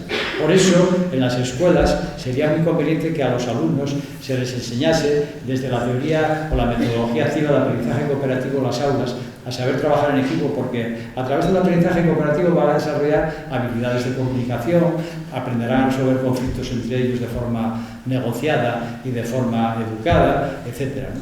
Es una cuestión muy importante a tener en cuenta. Hay un autor chileno, Ernesto Iturralde, que dice: nos contratan en las empresas por aptitudes, con P, y nos despiden por actitudes, con C. Lo dejo ahí para que lo penséis. Es decir, las actitudes es el motivo por el cual nos contratan, pero si no sabemos comportarnos adecuadamente, las actitudes puede ser nuestra desaparición, lógicamente, ¿no? Y ya lo decía también el famoso baloncelista Michael Jordan, decía: el talento gana partidos, pero el trabajo en equipo gana campeonatos. No estoy pensando en el Madrid, que seguro que hay muchos. Bien, bueno, pasamos ya al siguiente capítulo de resolución de conflictos para ir cerrando ya. Después os pondré un último vídeo y yo creo que hay 20, como dije, estaremos casi en el límite para terminar. En este capítulo, lógicamente, de resolución de conflictos, sabéis que en la vida los conflictos son inherentes al comportamiento humano. Es inevitable. No hay dos personas que piensen igual sobre un mismo tema. Todos tenemos pensamientos diferentes y es normal en la vida que haya conflictos, que haya formas de pensar distintas, ¿no? Normalmente se asocia, hay una visión tradicional que se asocia siempre el conflicto con violencia. A mí lo que me molesta a veces, y lo paradójico, cómo se utiliza de manera eufemística el lenguaje, ¿no? Cuando a veces ves titulares en la prensa de violencia escolar en las aulas y tal, agresiones y demás, y sin embargo, cuando hablan de una guerra dicen un conflicto bélico. Parece que la guerra es menos importante, ¿no? Cuando están muriendo miles de personas, cuando se está masacrando a niños, etcétera, etcétera. Es decir, a veces la forma como se transmiten las noticias juega un papel clave. Y muchas veces yo creo que se exceden en exceso cuando se habla de conflictos. A los niños en los colegios pues también, y en la familia, hay que educarles para que aprendan sobre los conflictos de forma negociada, pacíficamente, a través del diálogo y la comunicación. Y esa es la idea, ¿no? Siempre hago alusión al informe de Jean Delors de la educación encierra un tesoro de los años 90, porque ahí nos insiste en la importancia de que la educación tiene que enseñar a las personas a ser buenas personas, a enseñar a ser y enseñar a convivir. Enseñar a convivir implica saber relacionarse adecuadamente con los demás, ¿no? Y esa finalidad es esencial en la educación. ¿Por qué? Porque hay que transmitir una serie de valores como es el respeto, la tolerancia a las ideas diferentes, la responsabilidad, la colaboración, etc. Esos valores son claves, ¿no? Hay que enseñar lo que dicen algunos autores como Gatun, la no violencia, ¿no? Que eso es, en el libro explico los diferentes tipos de conflictos. Hay conflictos de intereses, conflictos de valores, de relación, de información, etc. Y diferentes formas de afrontar los conflictos. Hay varios estilos. Ahí podéis veros y analizaros a vosotros mismos. Si veis en el esquema que hice de Paco Cascón en el libro, explico los estilos de afrontamiento de los conflictos para que cada uno se vea en qué papel está. Si utiliza el papel de competición, yo gano, tú pierdes. Si utilizo la evasión, yo pierdo y tú pierdes. Si utilizo la sumisión, yo pierdo y tú ganas. O si utilizo la cooperación, yo gano y tú ganas. Que esa es la idea esencial, ¿no? Saber afrontar los conflictos de forma positiva para que las dos partes sepan ganar. ¿Cómo se consigue ganar en un conflicto? Pues negociando adecuadamente, cediendo una parte y cediendo la otra. Es la técnica de negociación la más importante. Pero cuando esas dos partes tienen que ponerse de acuerdo y son incapaces, a veces se recurre a la figura de un mediador. Bueno, la mediación también es otra forma de resolver conflictos. El mediador no va a dar la razón a ninguno de los dos, simplemente va a moderar, digamos, los planteamientos de uno y otro para llegar a buscar un entendimiento y un acuerdo común entre ellos y llegar a una solución negociada, ¿no? Es interesante. El tema de la mediación, de hecho, hice muchos cursos de extensión universitaria, he oído en el Padre Usoy y en la UNED sobre el tema de la convivencia y la violencia, pues, la violencia en los centros, el bullying, etc. Y cómo había que enseñar a los alumnos la técnica de mediación. De hecho, en el congreso que organizé en la UNED en el 2001 sobre la convivencia en los centros educativos, vino a explicarlo con su vídeo Torrego, profesor de la Universidad de Alcalá de Henares, que sacó el libro sobre la mediación escolar, que conocéis todos, de la editorial Narcearos, que sois del ámbito de la docencia, probablemente, ¿no? Pues bien, recurriendo a esos autores, más o menos explico un poco esas técnicas de negociación y mediación. Y ya por último, pasamos al capítulo 10 del liderazgo, la importancia que tienen los diferentes tipos de líderes en las instituciones, ya puede ser en la empresa, etc., ¿no? En el libro cito como Daniel Goleman, que gran artífice sobre el tema del liderazgo, resalta, hizo un estudio en 188 empresas nacionales e internacionales de bastante tamaño en cuanto a personas que había en las empresas, y quería ver qué capacidades personales tenían los líderes para resaltar y ver quiénes tenían esas capacidades para ser los líderes de esas instituciones. Entonces analizó por un lado las habilidades técnicas, por otro las capacidades cognitivas y por otro la inteligencia emocional. Pues bien, después de valorar esos tres aspectos, llegó a la conclusión de que aquellos que tenían en el ámbito de la inteligencia emocional capacidad de autogestión, de empatía, de autorregulación y de habilidades sociales eran los que más éxito tenían, eran los mejores líderes. Es decir, la inteligencia emocional jugaba un papel esencial y más importante que ninguna otra característica, ¿no? Bueno, ahí explico a lo largo del libro los diferentes tipos de líderes que hay: el líder visionario autoritario, el coas, el orientador, el conciliador, el democrático, el ejemplarizante y sobre todo el dominante o coercitivo, ¿no? Bueno, eso los que veáis en el libro lo vais a estudiar y analizar tranquilamente. Sí sería interesante impulsar algunas de estas teorías de cara a ir formando a los alumnos, aquellos que destacan dentro de un grupo. Hay líderes, todos sabemos que hay líderes en todos los grupos, hay niños que destacan, generalmente casi siempre el delegado de clase es un líder nato en muchos casos, ¿no? Lo eligen los compañeros precisamente porque tienen una serie de habilidades que otros no tienen, por ejemplo, ¿no? Bien, yo al final del libro, en el anexo, pues puse unas pequeñas pruebas muy sencillas que simplemente pretenden ayudaros a un mayor autoconocimiento. En ningún caso son pruebas probadas estadísticamente como los test de inteligencia, que se hace un estudio psicométrico con una validez al 95 al 99% en términos estadísticos, aplicado a miles de sujetos y muchísimo menos. Yo tomé una serie de pruebas sencillas en internet que os sirvan un poco para autorreflexionar simplemente y llevar a un mayor conocimiento de uno mismo. De hecho, tomé la prueba de autoestima de Rosenberg, que ya es de los años 50, es un clásico, pero es muy conocida y se validó todavía recientemente con miles y miles de sujetos que se fue aplicando con 10 sencillas preguntas, ¿no? Después, la capacidad de autocontrol. Sí es importante saber si sabemos controlarnos o no, ¿eh? Hay personas que tienen, digamos, saltan rápidamente a la más mínima, ¿no? Entonces esa capacidad de autocontrol a veces hay que mejorarla un poco. La asertividad, saber si somos muy pasivos o muy agresivos a la hora de relacionarnos con los demás, los dos extremos. Hay que ser asertivos, pero no pasivos ni agresivos, lógicamente. La capacidad de liderazgo, bueno, puse dos test de liderazgo, uno basado en los 4 líderes famosos ahora en los más y demás, bueno, lo podéis ver ahí. Y después una prueba de resumen de inteligencia emocional donde se abarcan todas estas facetas, ¿no? Así en términos generales. Y termino con esa frase, dice: todo el mundo quiere cambiar el mundo, pero nadie quiere cambiarse a sí mismo. Hay que empezar por analizarnos a nosotros y ver si podemos mejorar en algo, ¿no? Indudablemente. Bueno, voy a poneros un vídeo que dura 6 minutos, me paso un poco, bueno, pero va a ser lo último ya, porque la siguiente ya es una frase y acabó. Un vídeo que es un homenaje a todos los maestros que estáis aquí, profesores en general, porque es la figura de un maestro al cual despierta admiración, porque es una persona capaz de empatizar con los alumnos muchísimo, ¿no? Es una persona que vive tremendamente cómo los alumnos pueden aprender de ellos muchas cosas, ¿no? Y yo creo que como estáis aquí muchos del ámbito educativo asistiendo, y os lo agradezco muchísimo vuestra presencia, pues creo que como homenaje os lo merecéis ver la figura de este maestro, y espero que os guste, tomado también de aprender. Fueron los niños los que me enseñaron a enseñar. Y yo recuerdo que le pregunté una vez a un niño: si tienes 3 caramelos, ¿te puedes comer 5? Y él me dijo no. Yo le dije: muy bien, tesoro, ¿por qué? Me dice: porque vomito. ¿Sabes qué hice yo? Le busqué su foto rápidamente y puse no razón. Días más tarde, su mamá me explicaba que se había hinchado a chucherías, que había pasado una mala noche, que le había dicho: tú no puedes comer muchas chucherías porque te vas a poner malito.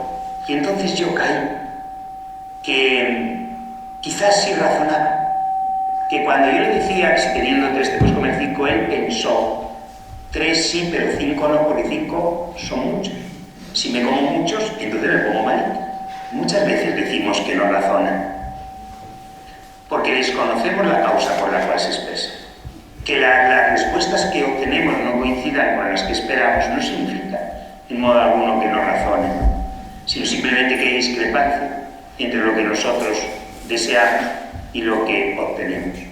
Eso lo he aprendido de los niños. Recuerdo una vez que yo tenía que enseñarles para que distinguieran entre el objeto como realidad y la representación del objeto. Entonces yo dibujaba fatal y se me ocurrió a coger una lámina de un plátano, ¿no? Y yo preparaba esto muy bien en mi casa por la tarde y decía, les voy a enseñar la lámina del plátano y les voy a decir, ¿qué veis? Y entonces ellos van a decir, un plátano. Y entonces yo diré, coméroslo. Y ellos me van a decir, no se puede porque está dibujado. Y yo ahí entraré con una canalización perfecta para, ¿verdad?, distinguir el objeto real de su representación. Mi clase está perfectamente preparada. Así que cuando llegué al día siguiente, saqué mi lámina del plátano y les dije, ¿qué veis? Todos, un plátano. Digo, vamos bien, vamos según el guión. Y les dije, coméroslo. Y todos empezaron, ñau, ñau. Y mira, yo me quedé así. Y yo le dije, ¿está rico? Y uno dijo, sí, está muy rico. Y otro ya dice, mi abuelo dice que hay que comer mucho. Dice, mi abuelo va a venir a vivir con nosotros. Y ya nos hará. El tema ya no es el plátano, ni la representación. El tema es el abuelo. El abuelo. ¿Qué aprendí? Pues aprendí a imaginar respuestas que jamás antes hubiera podido sospechar. Aprendí a enseñar desde el cerebro del que aprende, con esas posibles respuestas. Una vez les dije, dime 3 frutas. Y me dice uno, 3 melocotones. Y digo, vamos a ver, que te he dicho 3 frutas, porque uno, oye, también tiene carácter. Y él me dice, 3 melocotones son 3 frutas. Digo, pero 3 frutas, tesoro de fruta, un melocotón, una fruta. Otra, y ya están siempre los que te siguen, ¿sabes? Y ya se lo van diciendo. Bueno, pues logramos que las 3 frutas fueran melocotón, pera y plátano, por ejemplo. Fíjate que a los 2 días venía en el libro este problema. En una cesta hay 3 melocotones y 2 peras. ¿Cuántas frutas hay? Me dijo, 2.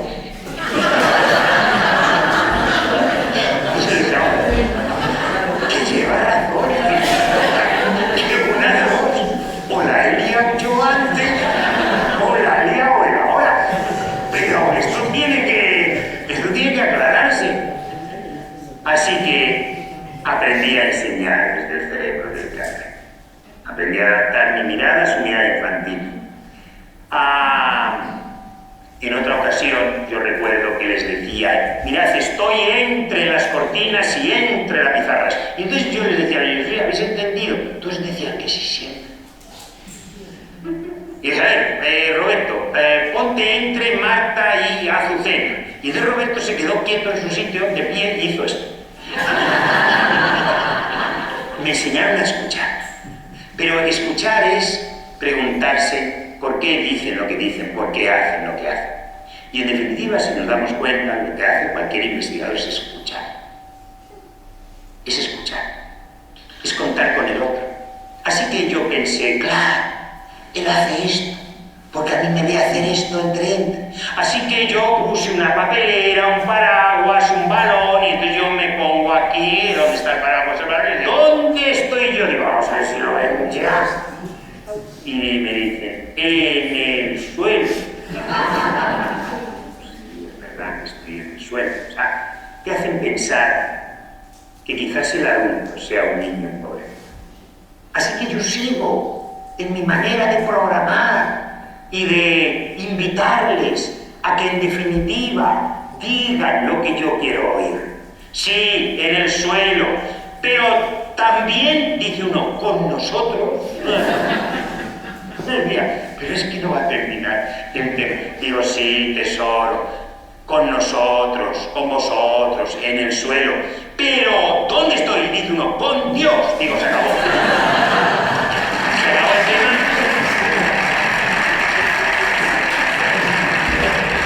¿Qué me enseñaron los niños? Todo. Me enseñaron que no existe método de enseñanza superior a la capacidad de aprendizaje de la mente humana. Me enseñaron que cuando mi método falla, cuando lo que yo tengo planeado no llega a producir el aprendizaje deseado. No puedo decir que el que tiene dificultades es el niño que me mira. Tengo que plantear y modificar el método que llevo. Me enseñaron a callar para que hablaran ellos. Son tus silencios los que conquistan su voz. Me enseñaron todo. Y me siguen enseñando.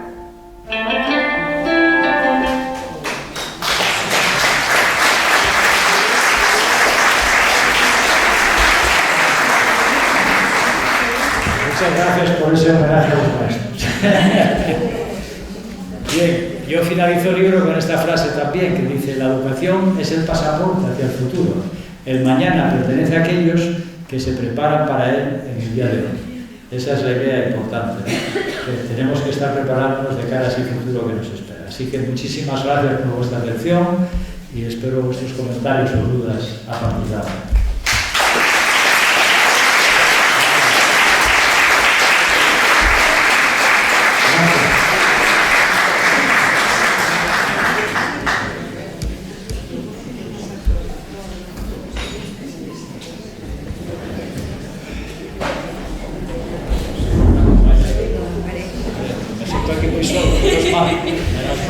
Sí, no, ahora ya hacerse compañía.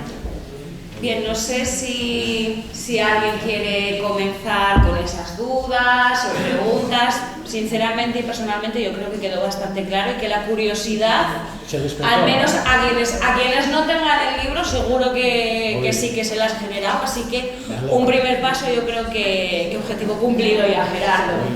¿Alguien por ahí? Porque si no, igual te pregunto yo también, porque tengo aquí cosillas. Pero ella es muy aplicada, pero como veis viene con las preguntas ya hechas.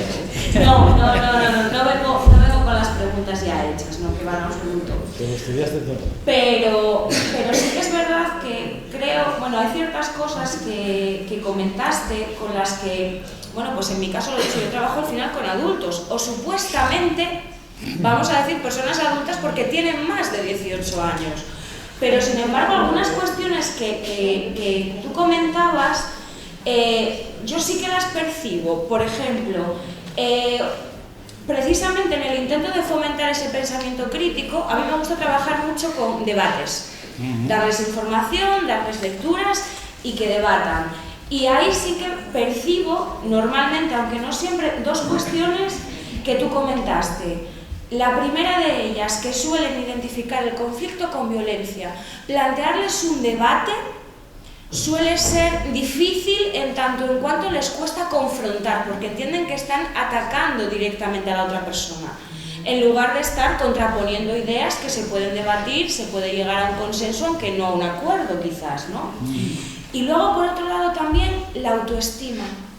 Se sienten muy inseguros, muy inseguras a la hora de plantear ideas, a pesar de que una de las cuestiones que, al menos personalmente, les intento trasladar es que el aula es un espacio seguro en el que están para aprender, que si hay cualquier cuestión errónea es matizable porque al final es ese entorno formativo y que si tuviesen todo claro, pues obviamente ya no estarían allí, estarían graduados o graduadas, ¿no? Y sin embargo les cuesta. Entonces, hay veces que es difícil fomentar eso o abordar eso dentro del aula. Por tu experiencia, ¿hay quizás, bueno, pues alguna forma de evidenciarles que ni un debate tiene por qué implicar un conflicto como sinónimo de violencia y que por otro lado no pasa nada porque están en un espacio formativo y pueden sentirse seguros o seguras? Claro, bueno, la pregunta que plantea Noelia es muy interesante, pero al mismo tiempo muy compleja. Vamos a ver, es cierto que mucha gente, incluso en la sociedad, ¿no? Cuando se habla de conflicto, la gente muchas veces lo asocia con violencia, cuando no debería ser así, porque el conflicto es algo natural, es algo que está en la vida misma.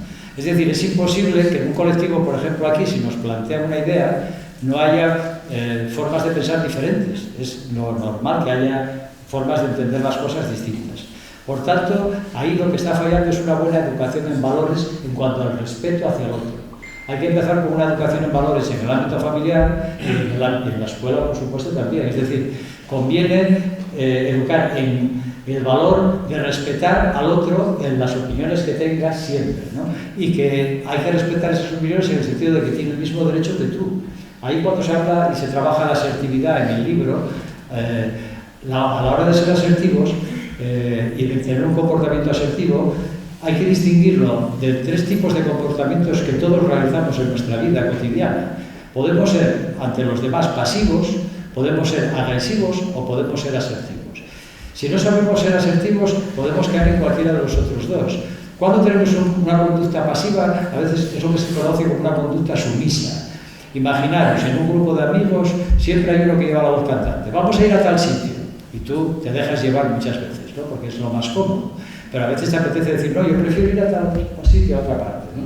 Pero para evitar el conflicto, para evitar, digamos, la discrepancia, cedes en tu comportamiento. Estás actuando de forma pasiva, de forma sumisa. Por el contrario, hay gente que actúa de forma agresiva. Dice, yo no quiero ir ahí, no me da la gana, yo prefiero ir a tal otro sitio y tal. Y lo dice de malas maneras.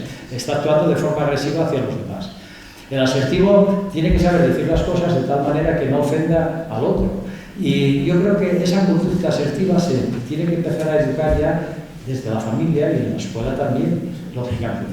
Lo que decía antes del informe de Adelor, hay que enseñar a convivir y el conflicto es enseñar a convivir a los otros. Y la escuela está obligada, es uno de los fines importantes, educar en la convivencia, para cuando sean adultos después en situaciones posteriores actúen de forma correcta. Yo así lo veo. Claro, que no es fácil hacerlo, por supuesto. Y conseguir eso, por supuesto que tienes toda la razón. Llegan a mayores muchos y son incapaces de tener un debate. Pero es que de los debates es donde se aprende. Hay que hacerles ver que de las opiniones de los otros te pueden hacer reflexionar y hacer a ti tomar en conciencia cosas que tú no veías, por ejemplo. Es decir, hay que hacerles ver que la opinión de los demás, de ellas puedes estar aprendiendo cosas. Esa es la idea clave, ¿no? Yo así lo veo, lógicamente. Y el tema de la autoestima también. La autoestima ya empieza en las primeras, digamos, informaciones que recibe el niño de los padres y de sus de las personas que le rodean. La autoestima se forma con las opiniones ajenas de padres, de profesores y de compañeros en el colegio. Es decir, un niño puede tener una baja autoestima debido a que no es valorado adecuadamente por parte de sus padres, porque recibe comentarios negativos constantemente sobre lo que hace. Porque en el colegio también es continuamente una persona que es a veces reñida por el profesor con frecuencia, porque los compañeros a lo mejor también lo insultan o no le respetan lo suficiente. Eso hace que baje la autoestima de esa persona. Y lógicamente, claro, los profesores tienen que ser los primeros en fomentar y hacer que la autoestima sea lo más alta posible. Y por supuesto los padres, si quieren ver a sus hijos, es algo que tienen que procurar siempre. Es decir, que tengan una autoestima alta. Tampoco tienen que tener una autoestima excesiva, demasiado alta, que algunos se salen por arriba, tampoco, ¿eh? Es decir, en su término medio. Porque hay gente que se pasa por arriba y que te dice, Virgencita, quédate un poco donde debes de estar en el medio. Porque hay gente que se pasa con esa autoestima. Bien, ¿alguna otra pregunta? Sí. Se me quedaba claro la inteligencia artificial y la inteligencia emocional. Sí. La inteligencia emocional la entendieron muy bien con el ejemplo que pusiste de los vecinos. Yo me acordaba que cuando íbamos a sacar tú y yo vengar, pues tiraba los dos a ti. Entonces aquella ya eres emocionalmente muy inteligente. Y la inteligencia artificial, ¿qué puede pasar? El carro adelanta a los bueyes, quiero decir, los va a adelantar la inteligencia artificial. Más listos que nosotros. Gracias, Alex, pero la verdad es que bailamos muy poco. Recibimos más bien calabazas que otra cosa. Cada año se mete dedo y ahora sí. Vamos a pasar a la inteligencia artificial directamente. La autoestima muy mal.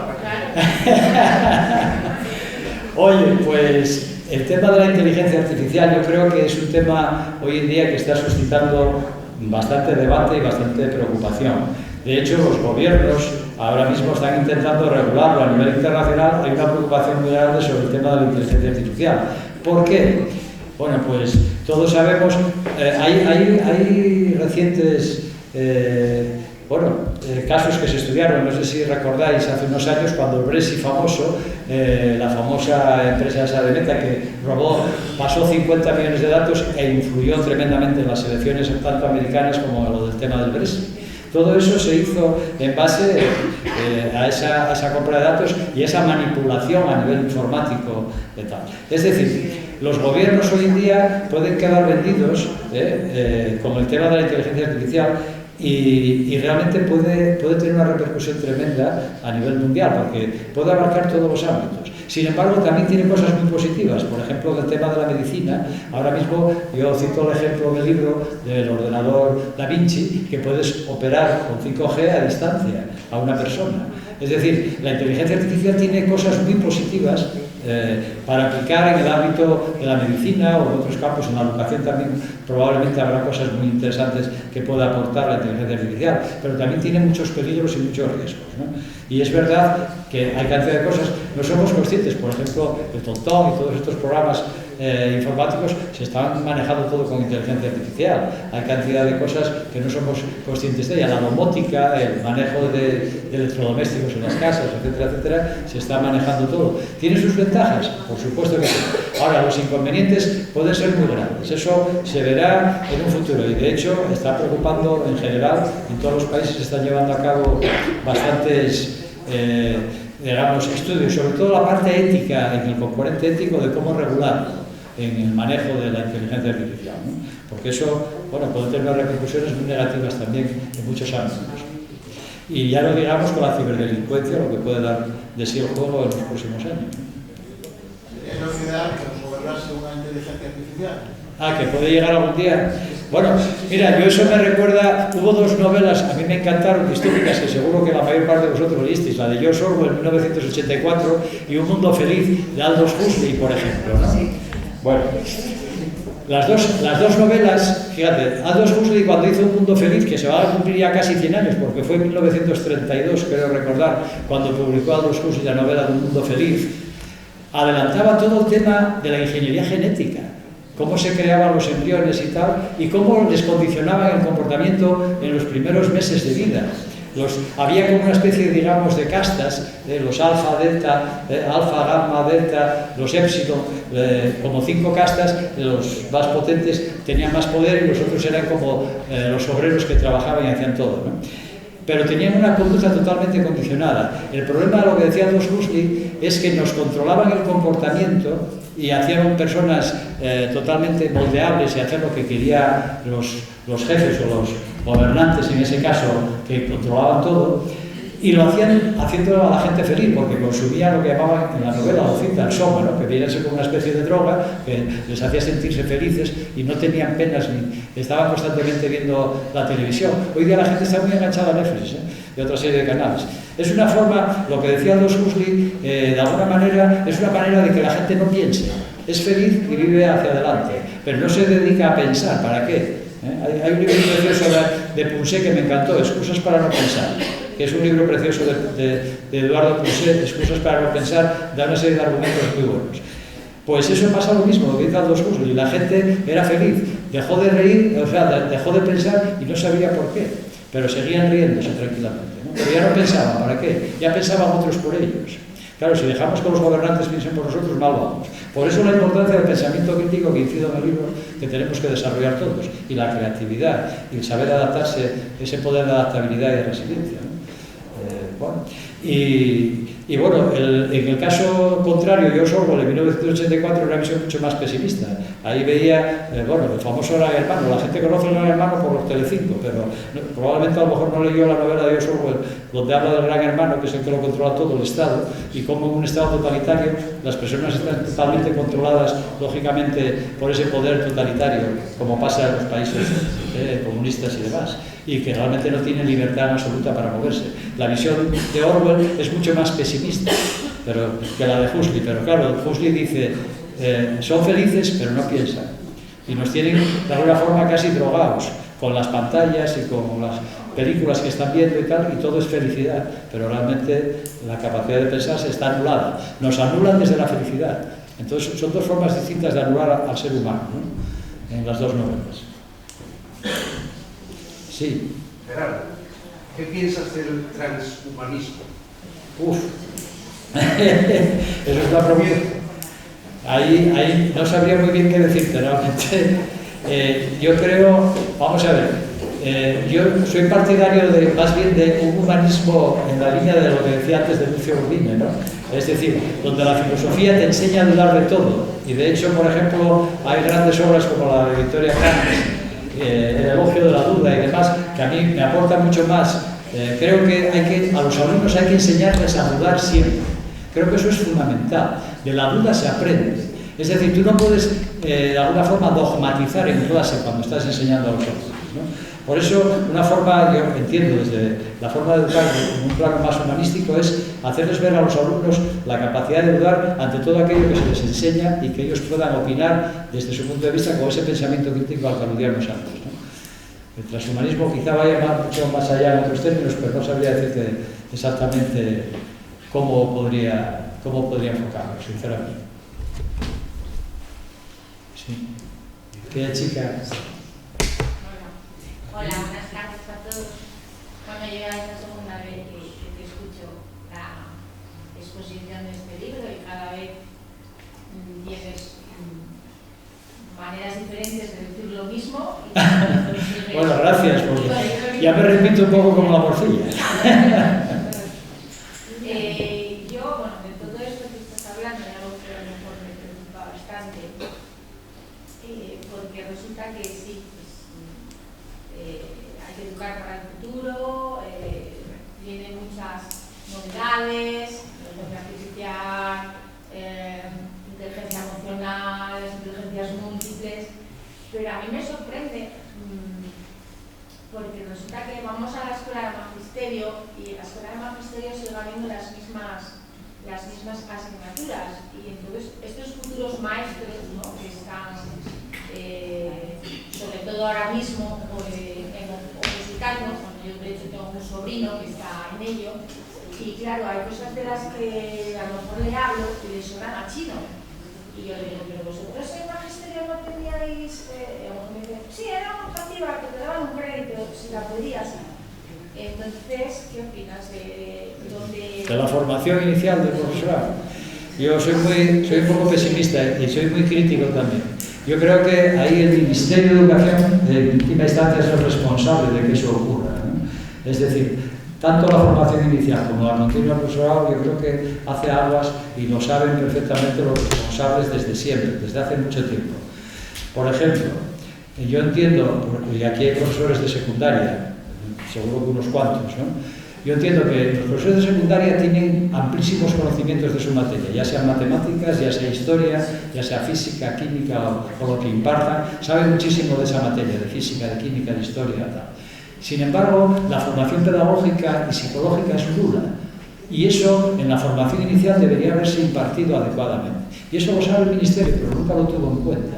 ¿Por qué? Porque un profesor tiene que saber aspectos de psicología evolutiva del alumno, cómo va desarrollándose en las diferentes etapas. Lo que hablábamos antes de Piaget y su psicología evolutiva, que muchos profesores de secundaria no llegaron a hablar a lo mejor ni de Piaget, porque en el CAP de unas pocas horas de formación no daba tiempo a todo eso. No saben nada sobre las leyes del aprendizaje, no saben nada sobre cómo abordar los problemas de convivencia en el aula, técnicas de modificación de conducta, etc. Es decir, hay una escasa, no saben nada de didáctica de la materia, cómo enseñar esa materia que tienen que impartir. Es decir, la didáctica nadie se la explica. Por tanto, yo creo que la formación, tanto inicial como continua del profesorado, es bastante deficiente y muy mejorable. Y eso lo sabe el Ministerio de Educación desde hace muchos años porque se les mandaron cientos de informes en ese sentido. Y eso tenía que estar contemplado en las escuelas universitarias en su día y hoy día en la Facultad de Educación para modificar y cambiar eso. Pero nadie se preocupa de eso. En otros países, por ejemplo, eso está completamente regulado mucho mejor, ¿no? Y claro, si el profesorado parte con una formación inicial ya deficiente, ya no digo nada de la formación continua a lo largo de toda su trayectoria profesional, que debiera estar regulada en periodos cada X tiempo, seguir haciendo determinadas actividades formativas que se deja a libre albedrío de cada cual. Y si es verdad, hay un 20 o un 30% de profesores muy competentes y muy trabajadores que sacrifican su tiempo libre y siguen formándose a lo largo de su vida, pero hay otros muchos que abandonan por completo el tema y van dejándolo correr. Es decir, el problema es que ahora mismo, lo que hablábamos antes del mito, que hablábamos de la enseñanza, es que se están reproduciendo modelos de enseñanza los mismos que nos aplicaron a nosotros hace 40 años y no evolucionó ni cambió prácticamente nada. Esa es la triste realidad, desde mi punto de vista. Y desde el mío, era por escuchar. Bueno, pues me alegro que coincidamos. Sí. Bueno, ha dado usted una explicación que me parece excelente, ¿no? sobre el tema y muy documentada por lo que le vimos diciendo, ¿no? Y lo está dando para un público que se supone, y yo creo que es cierto, que es un público inteligente, ¿no?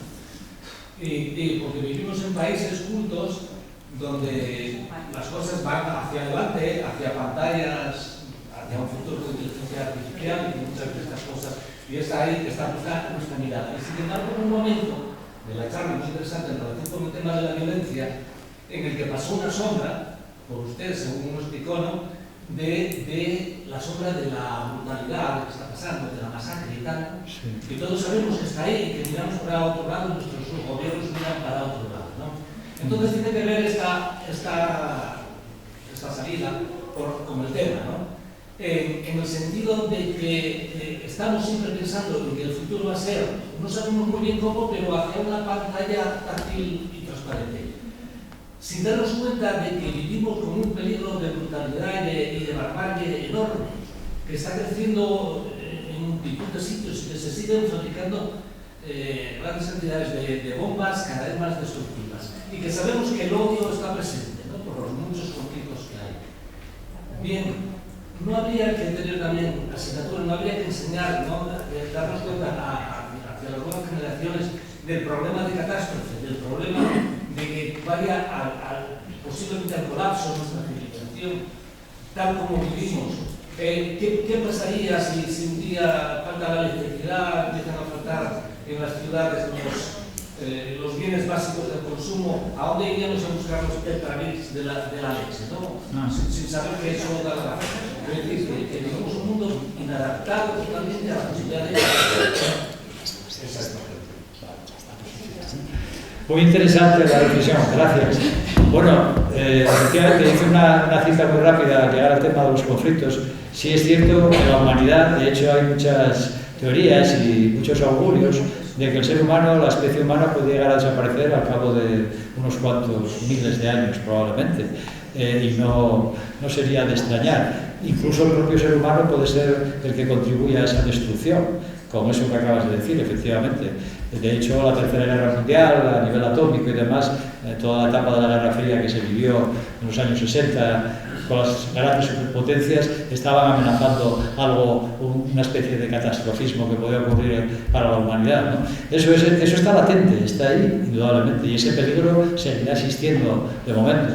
Después, claro, la humanidad, el ser humano, siempre fue bastante agresivo contra su misma especie. Si miráis la historia hacia atrás, llevamos quizá en nuestro país ahora, yo creo que debe ser la etapa más próspera de paz que se vivió en la historia de España, porque más de 40 y pico años sin ninguna guerra interna, yo creo que casi no se recuerda, porque guerras constantemente las hubo a lo largo de la historia, y algunas hablaban de la guerra de los 100 años, la guerra de los 30 años, es decir, en Europa y en casi todas las partes del mundo se daban situaciones bélicas constantemente. Esa es una realidad que está ahí, indudablemente que habría que fomentar la no violencia.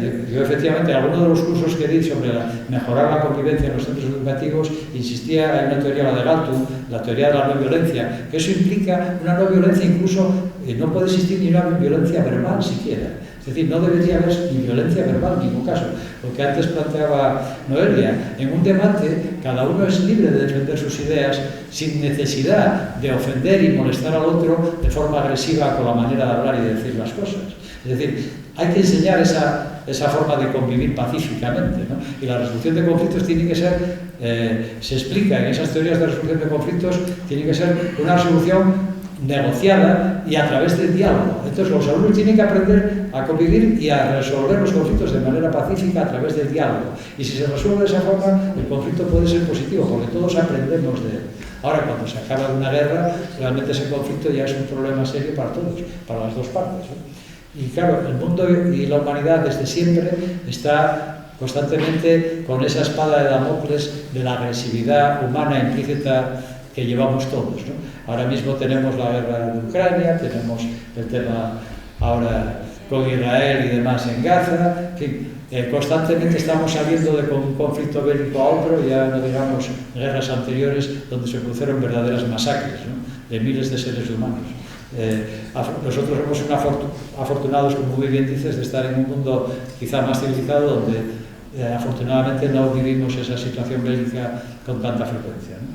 Pero así es, y lo que podamos contribuir es con nuestro comportamiento lo mejor posible y desde un plano ético que ayude a que los conflictos se solucionen de forma pacífica, ¿no? Esa es mi idea, vamos. Bueno, pues como nos vamos quedando sin tiempo, Nos echan, ¿no? Un poquitín, nos echan un poquitín, Gerardo, pero bueno, ya llevamos aquí más de hora y media, sí. No sé, de cualquier manera, invitarles por supuesto a que lean el libro, aquí tienen el contacto además de Gerardo, que te lo agradecemos también que lo compartas. Por supuesto. Y simplemente antes de cerrar y un poco en línea con lo que tú comentabas, que a mí a veces también me viene un poco así la inspiración, cerrar solamente con una frase que yo creo que para quienes nos dedicamos a la docencia y que también compartimos muchas de las cosas que tú acabas de comentar, es que simplemente aprendemos enseñando. O sea, esa es otra de las cuestiones que creo que son básicas también, ¿no? Como muy bien se reflejaba en ese vídeo que como decíamos Antonio Bravo, aprendemos de los alumnos muchas cosas. Exacto. Así que muchísimas gracias y esperamos contar con